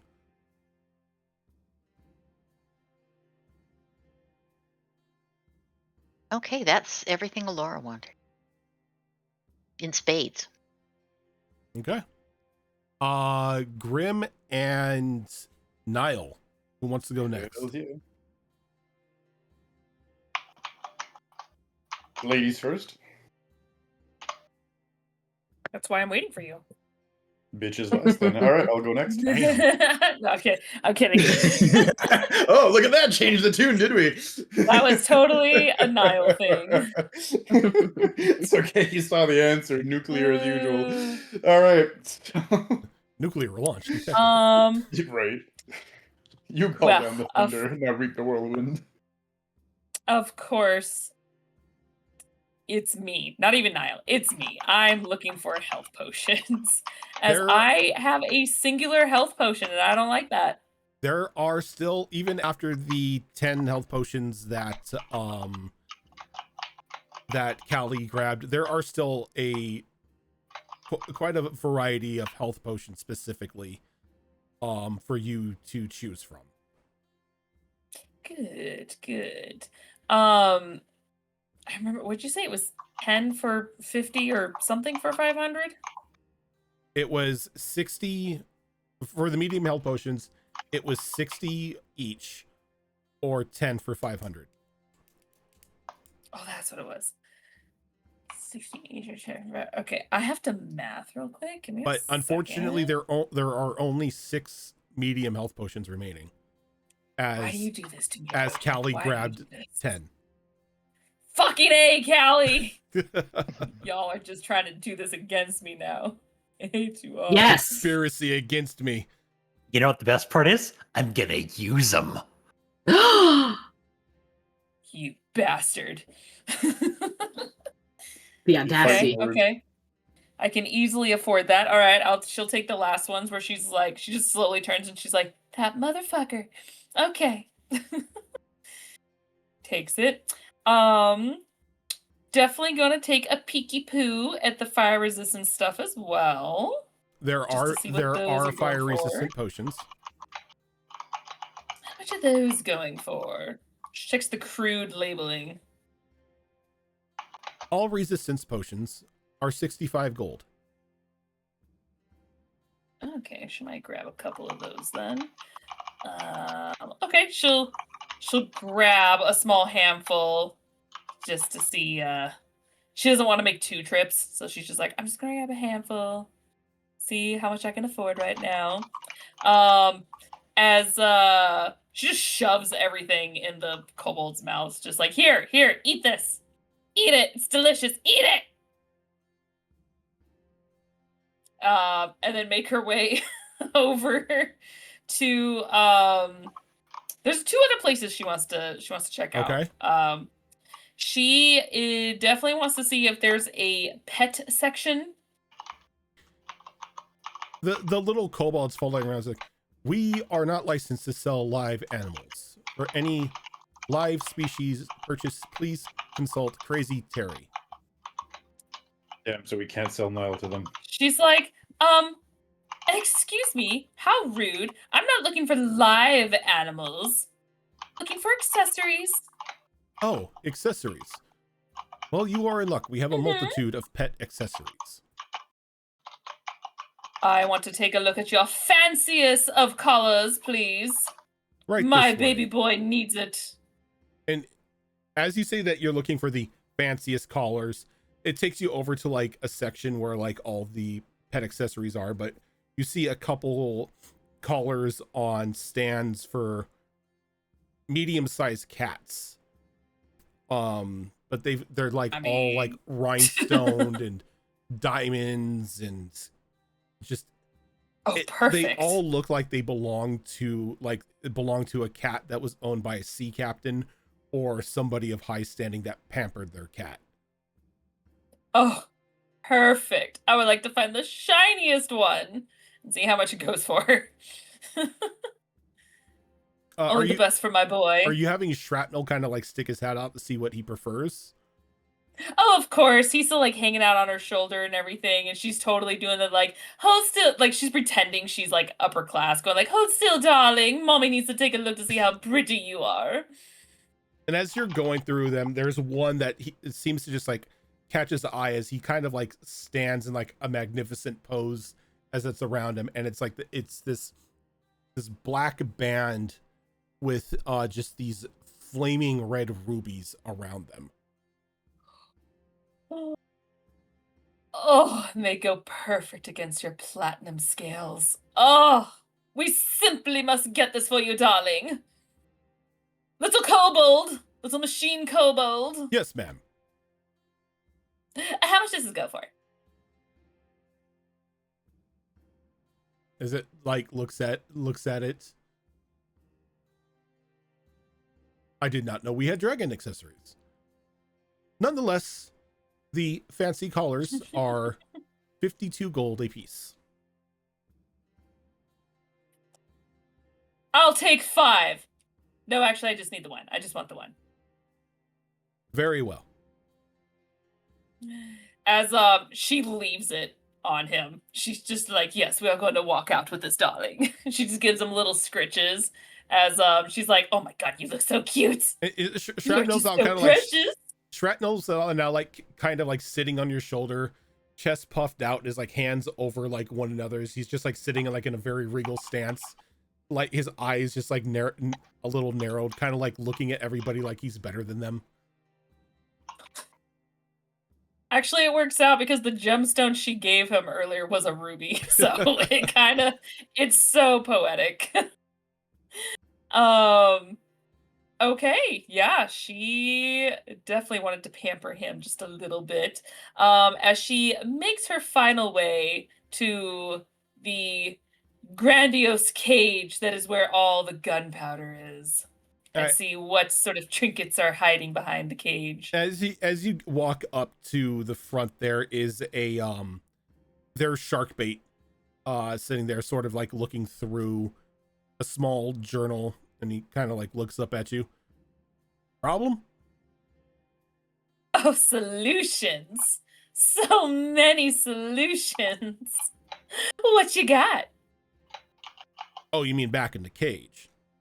Yes. Well, that's where I'm required to well, house anything that may be of the destructive nature from these from like things that the scavers find. You know, cannons, guns, ballasts, that sort of thing. And then it's where I also keep all of the gunpowder shipments that I get coming in. Stop it. We haven't even gone to dinner yet. Keep talking. What you got? Anything to help for the explodey bits? Like, maybe some bombs or even some, she, pulls out, her recipe book that she acquired. She has only really discovered a couple recipes in there, but of course her primary recipe is, the bomb she has called the GG bomb. And that's the super uber mega explodey one that she needs to master. As she's looking to see if there's any particular what's the word? Ingredients or parts that she may need to help her build this as she looks at the blueprints. He goes, well, if you're looking for something like that, Mad Bart came out with a new edition. Good for him. Yes, I got the first volume. Very nice. Well, for something like that, I don't have everything you need, though I do have a vast variety of wicks, as well as the gunpowder that you're going to need for the explosives. Of course. Now, if you're looking for miscellaneous explosive devices, I do have a couple charges sitting in the back here that work underwater. It's something that the scavers use to blow holes in old ship sightings. Well, I now need to take a peek at these. It's like, one sec. And he pulls out like this large key ring and unlocks the cage and makes sure to shut it and lock it behind him. Walks in the back, comes back out, unlocks it, walks out, locks it again, and he sets up this small block, just crimson red. He's like, now, these aren't like your normal explosives. You can't necessarily set them off with fire because you're underwater. Of course. Though, there is a small timer on them you can set, and then afterwards a little force detonation will go off and it will trigger a reaction. Or if you've got any magical inclined friends that can do some sort of force magic, you can set them off early. She like squints for a moment and she's like, shit, I don't even know what they can do with force magic, or if they even know it. I may need to have some conversations. Carry on. Now, you look like a discerning woman of explosive taste.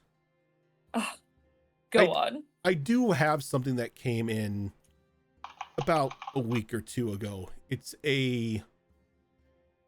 Oh, how to say it? A personal cannon. Now, I don't mean like you push a cannon around and it's on its wheels or anything. No. You carry it.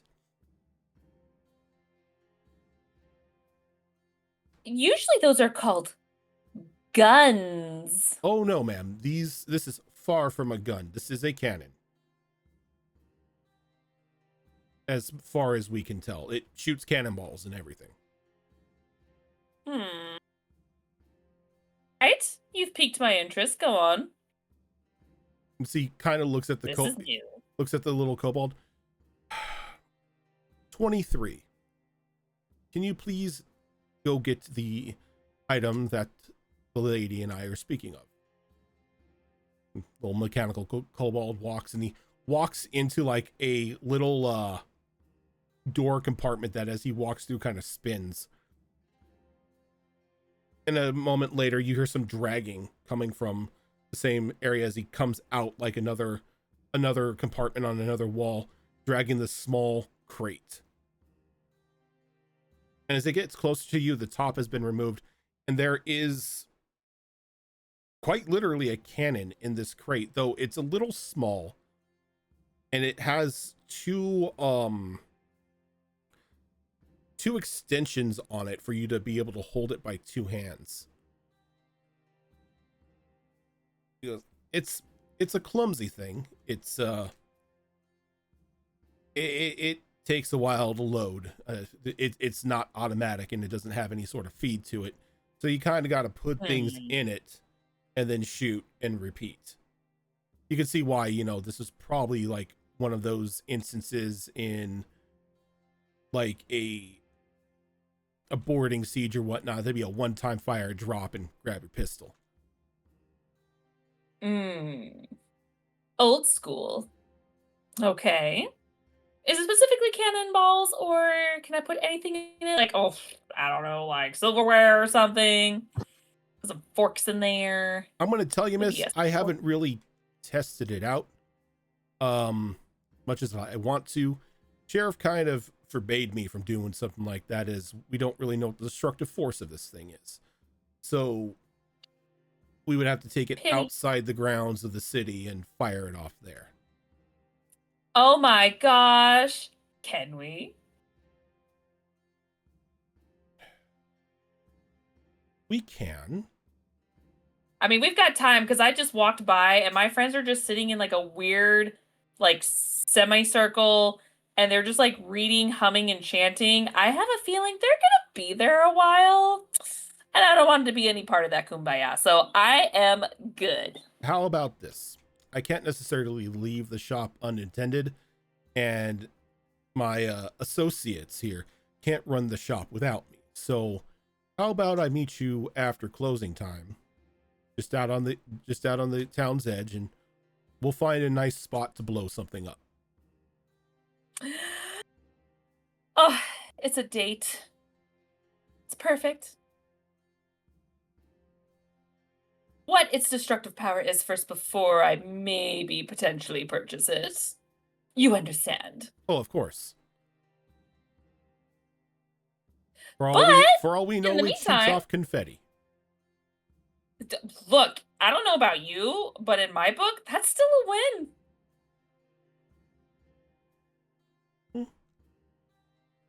Everyone Well, loves surprises. it's full of surprises. Life is just full Perfect. of surprises. Ah, ain't that the truth? Well then, if that's the case, in the meantime, I will buy what I have acquired so far.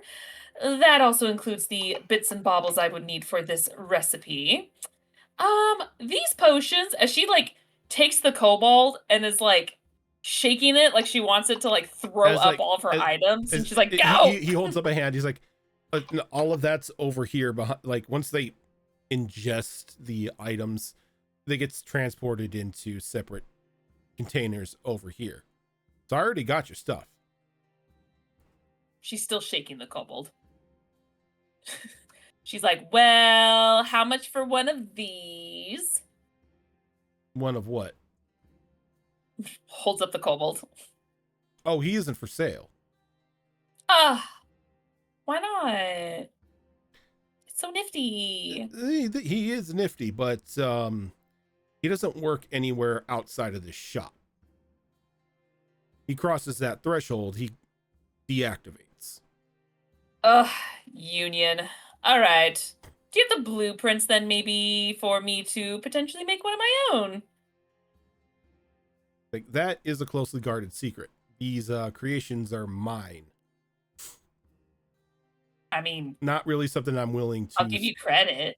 Not really something I'm looking to sell or put out on the mass market. Oh, I'm not going to sell them. I just want one for myself. That's it. Well, you may have to like pick up an artificer's trade in order to make something like this.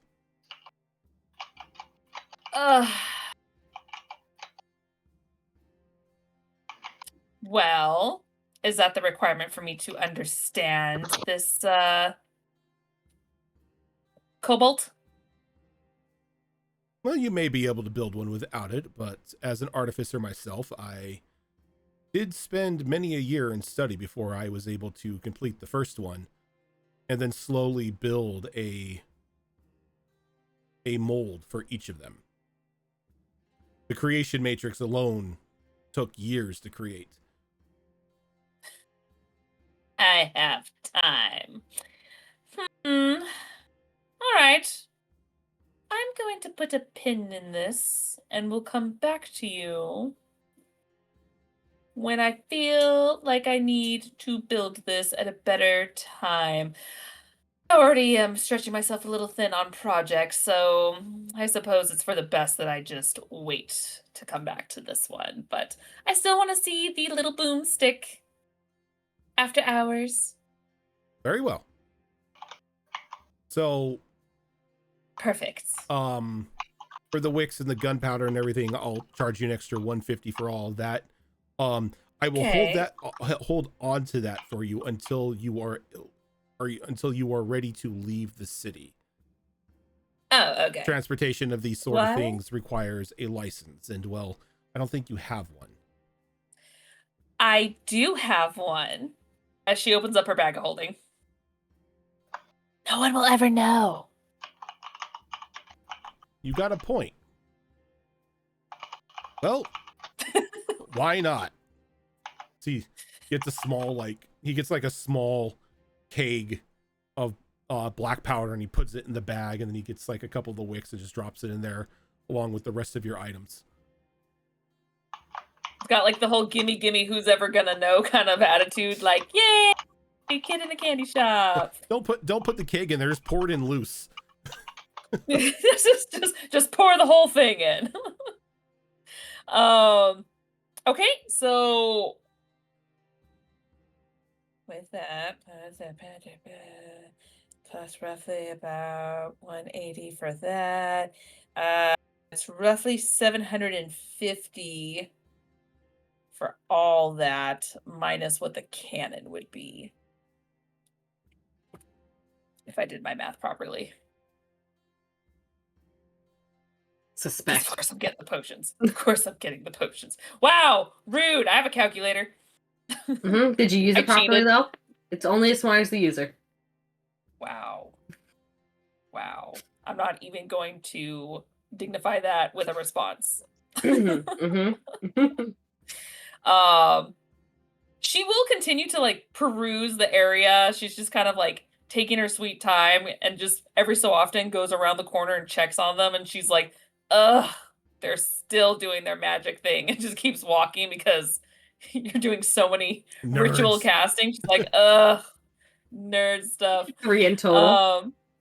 Which is funny because she herself is actually a nerd. She's just a different type of nerd, and she's like, ugh, bookies. All right. So she just keeps going.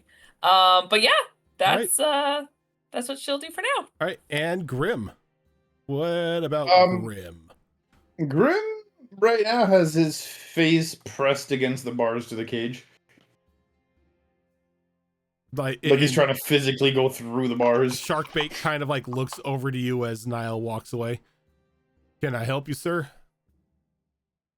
Grim looks at him, then looks back past the walls of the cage again, for lack of a better term. Nods once. It just once more presses against the bars like he's trying to get through them. Sir, you're not going to be able to force your way through the gate, so if you're looking for something in particular, I can go get it for you. He looks back at Sharkbait and raises an eyebrow like, "Oh, really?"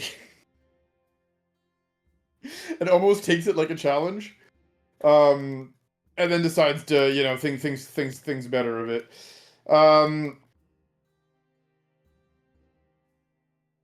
I think at this point, there's two things Grim wants to look at.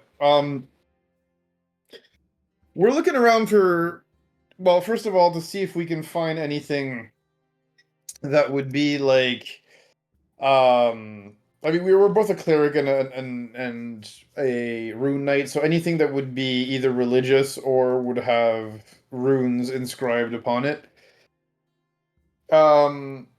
The other thing that we'd look at past the what's it called? Past the actual gate. We're trying to figure out, like, I know, Nyx already got her hand. Nyx, wow, why do I keep calling her Nyx? Nile got her hands on a. I know, got her hands on a portable cannon, but we're looking for any form of artillery that we could fit into the coffin, especially considering it's large enough you can pass a person in it. Okay, let's go with the religious stuff first. Sure. There are definitely a multitude of like religious knickknacks that have been strewn about the store. A lot of them are like small trinkets to even like personal altars to various ocean gods, living and dead. Though a majority of them are from the current ruling sea goddess Coatil, which makes sense as these are taken from wreckage that ships would have some sort of religious altar to a sea god on them.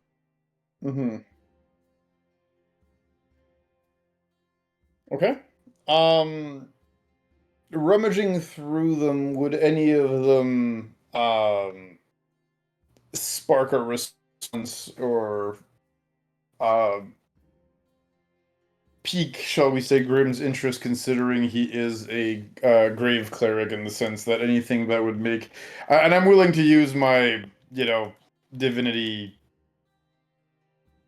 thing to check this out. Here, let me check what it's called. I do have something specific for anything that is related to that. Give me a minute.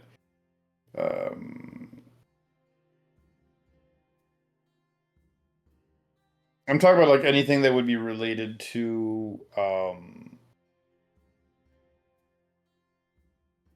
because as a grave cleric, he does try to confiscate and put away anything that is necromantic. Mm-hmm. So would we feel anything that is in that particular vein of magics, and I would be willing to use Eye of the Graves to help me sense anything undead. Bring up Eye of the Graves. Yep. Do we feel anything undead? Basically.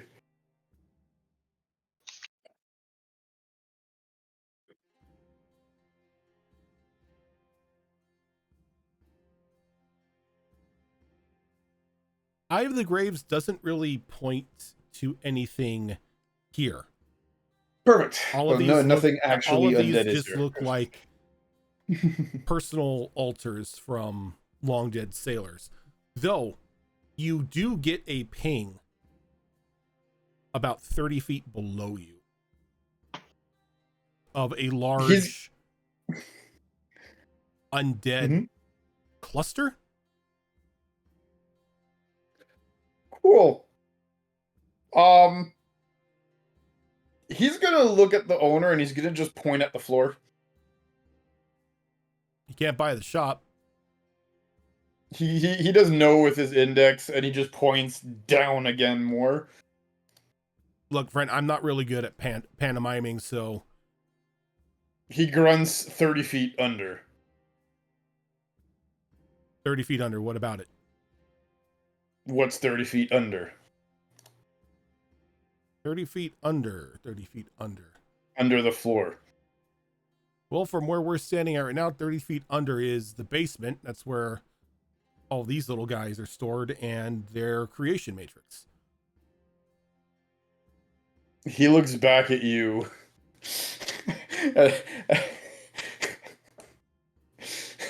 Oh no. Yeah, he's gonna look back at Sharkbait. He's gonna tilt his head to the side. And he's gonna ask, "Can I see?" I'm sorry, that area is strictly employees only. I see.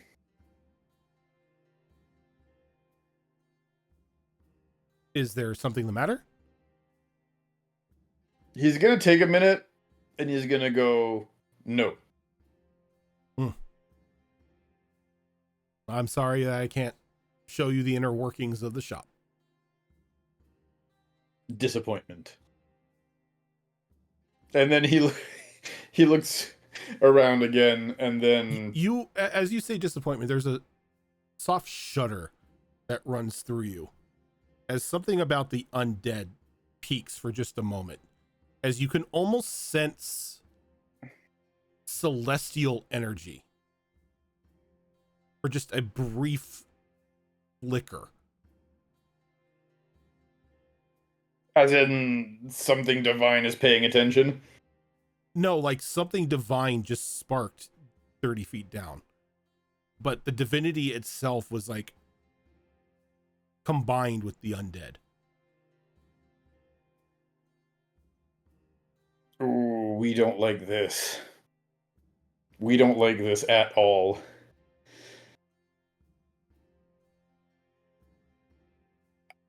I apologize to everyone. Not just yet, but I do apologize to everyone. You do. God, I we all bought my do it. items. I light the tree on fire. It's okay. We First just thing- take the items once we're done. First thing I'm gonna do. We're gonna, like I said, we're gonna. Oh my. Okay. Two things. Out of all those trinkets, anything besides them being personal shrines to sailors and whatnot, anything that would spark his attention, anything that would have shielding or healing powers, or anything that he would feel. Do you have detect off of magic? him? No, I do not, unfortunately.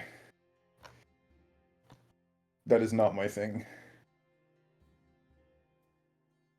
But let's see here. What do I have off of this guy that might help here? Absolutely nothing. I'm not good at detecting things, so never mind. We don't know this. Okay.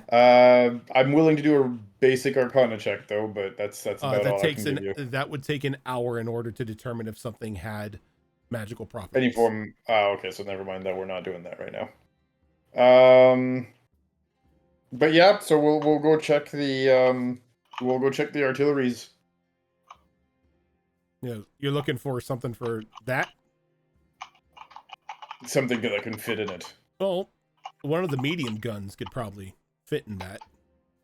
Though, I'm not really sure how you're going to fire it, seeing as how the guns are going to need some sort of brace. And, well, that's a coffin. He laughs. And it's that crazy laugh of, why don't you let me figure that out type of laugh. Okay. Well, I don't really question crazy much. So yeah, if you want a long gun and some of the artillery to go, or one of the medium guns and artillery to go with it, I can definitely hook you up with that. He nods. All right. Altogether, say 250. Yep. Okay. Yeah, we'll buy it. All right. Tell you what. Let me know. Actually, you know what? Come back after hours and I'll help you load that thing up into that coffin of yours. He kind of tilts his head to the side and says, why after hours? I could take it right now. That way we are the only ones in the store and I'm able to open the gate enough to get it out without having anybody else run back there. It's a security thing. Can't just let the coffin in. No, I cannot let the coffin in. Okay. Yeah, so we'll do that. Once this is done and we've,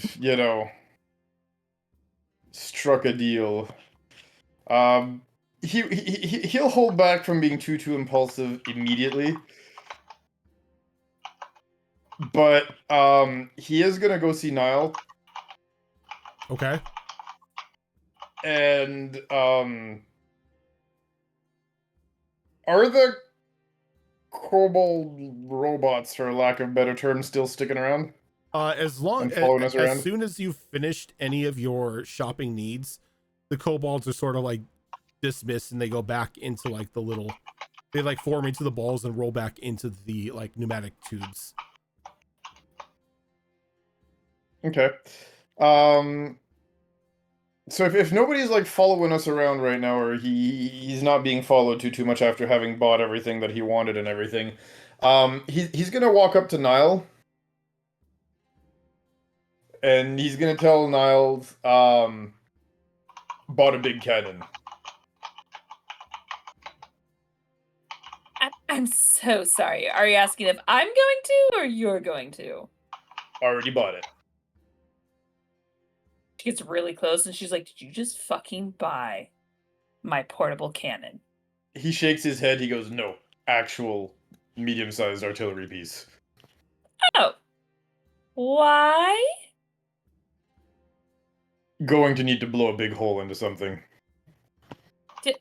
I can't even right now with you. As she just like looks like she's upset. She's like, you have someone who blows shit up professionally and for fun, and you felt the need to buy something to do the job when I'm right here. You know what? You do you.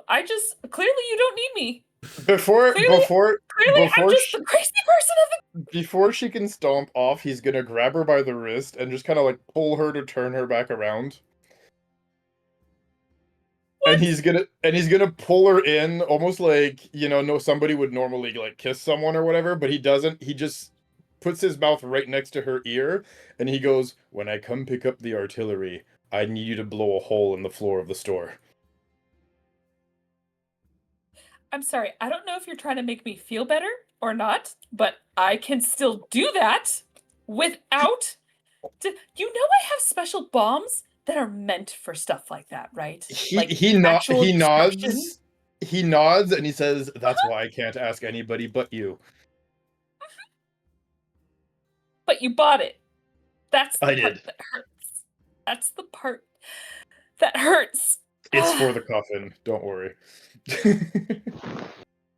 You're gonna mount the cannon on the coffin? Inside. So you could be like, surprise, and then when you open up the coffin lid, the cannon's like right there. Basically. Okay, despite that being a really fun idea, I'm still not happy with you right now. And she goes, and so when she goes to like open up his mouth, she goes, "No," and she puts her finger not over his lips, but the beard. She's like, "No, Love it. I want to hear it right now. I am just too distraught at the moment that you would insult me like this."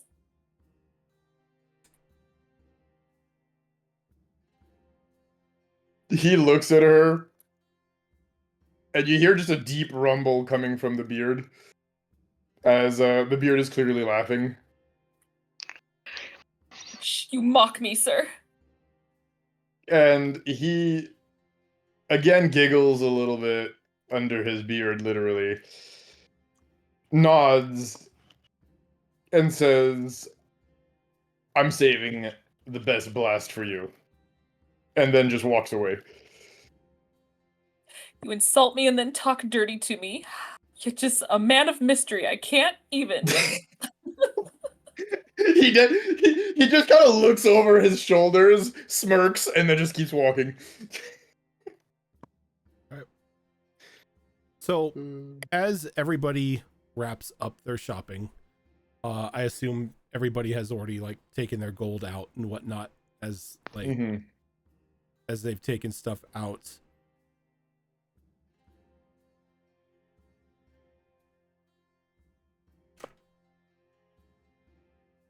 Yep. Grim, as you are one of the last people coming out, even though your eyes of the grave aren't active at the moment, you get that shiver running down your spine again, as it's now almost like one of those scents that you can't lose. Like you smell something strong, like in the early morning, and at night it's still there. But you just get that tinge of undead and celestial energy again as you leave the shop. Oh, we're definitely going to be back for this. And as you all leave the shop with all your interesting little knickknacks in hand, that is where we are going to end for this week. Excellent. I can't believe time got away from us so Right. quickly this episode. We didn't even get to Right. go see our dinosaurs. Right. Damn. Right. And What now we're getting happened? sidetracked about blowing the floor up of the store. I apologize. We still have time to go get the dinos before we have to come back to blow up the store. True. Look, I'm not You're gonna gonna lie. need getaway I rides. felt True. that's true. I'm not gonna lie though. I felt like we weren't even in here that long. No. Holy shit, time. Damn. I don't know where the time went. Yeah. Like That's crazy. Like we started on time, our break wasn't that long, and I look over like as I get to Nile, I'm like, shit, we've got 10 minutes left. Yeah. That's nuts. That's crazy. I'm just like, oh, it's only like 10 o'clock. Whatever. We still got an hour and a half. I look over, shit, it's 11:30. Yeah, time definitely got away from us this time. Damn, time flies when you're having fun being Nerds. little shits. Nope. Nerds. Nerds. Motion, Donut. do those boots have an actual name? They do. I just haven't come up with them. Okay. That's fair.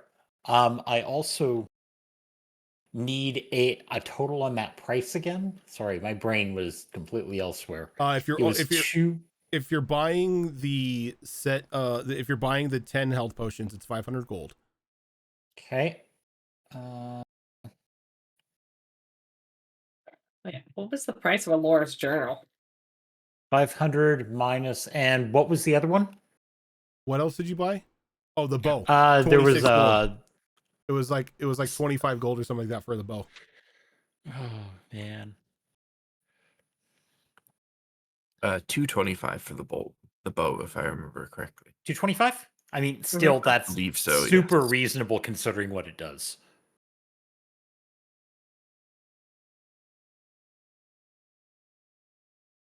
What did you say about Allura, Gilly? Not Laura. Avara. Avara's journal. Oh. The journal. The yeah. journal is 5 silver. It's a book. Wow. It's just a And once I'm attuned to those boots, I can make the extra eyes and the mandibles disappear. Yes. Yes. Oh, okay. Great. Once you attune to those boots, you have complete control over like how you look and what you use. Cool. I will say that with the 360 vision, it is literally impossible to be sneaked up on. Unless it's invisible. So you're telling us we need to get her see and viz as well as that, and then she's just everywhere. Then you just put her on top of the coffin, and she's just your security drone. And I'm a druid. True sight would help too. Oh, can I cast if I'm in spider form? Can I still cast or no? Yep. You have. Oh, good lord! You do not have the stats of the spider. You still keep your Allura stats. Oh, that is so broken. I love it. So it's a Roja special. Yeah, that's broken, but it comes at a price. That's like, Usually hey, you're a druid. our way. You can turn into a spider, but still do all your shit. It's like, yeah. I don't want a spider attached to the roof casting horrible druid spells. I'm excited for 2 weeks from now. Yeah. Druid attached to tree, call lightning. It's like, the hell?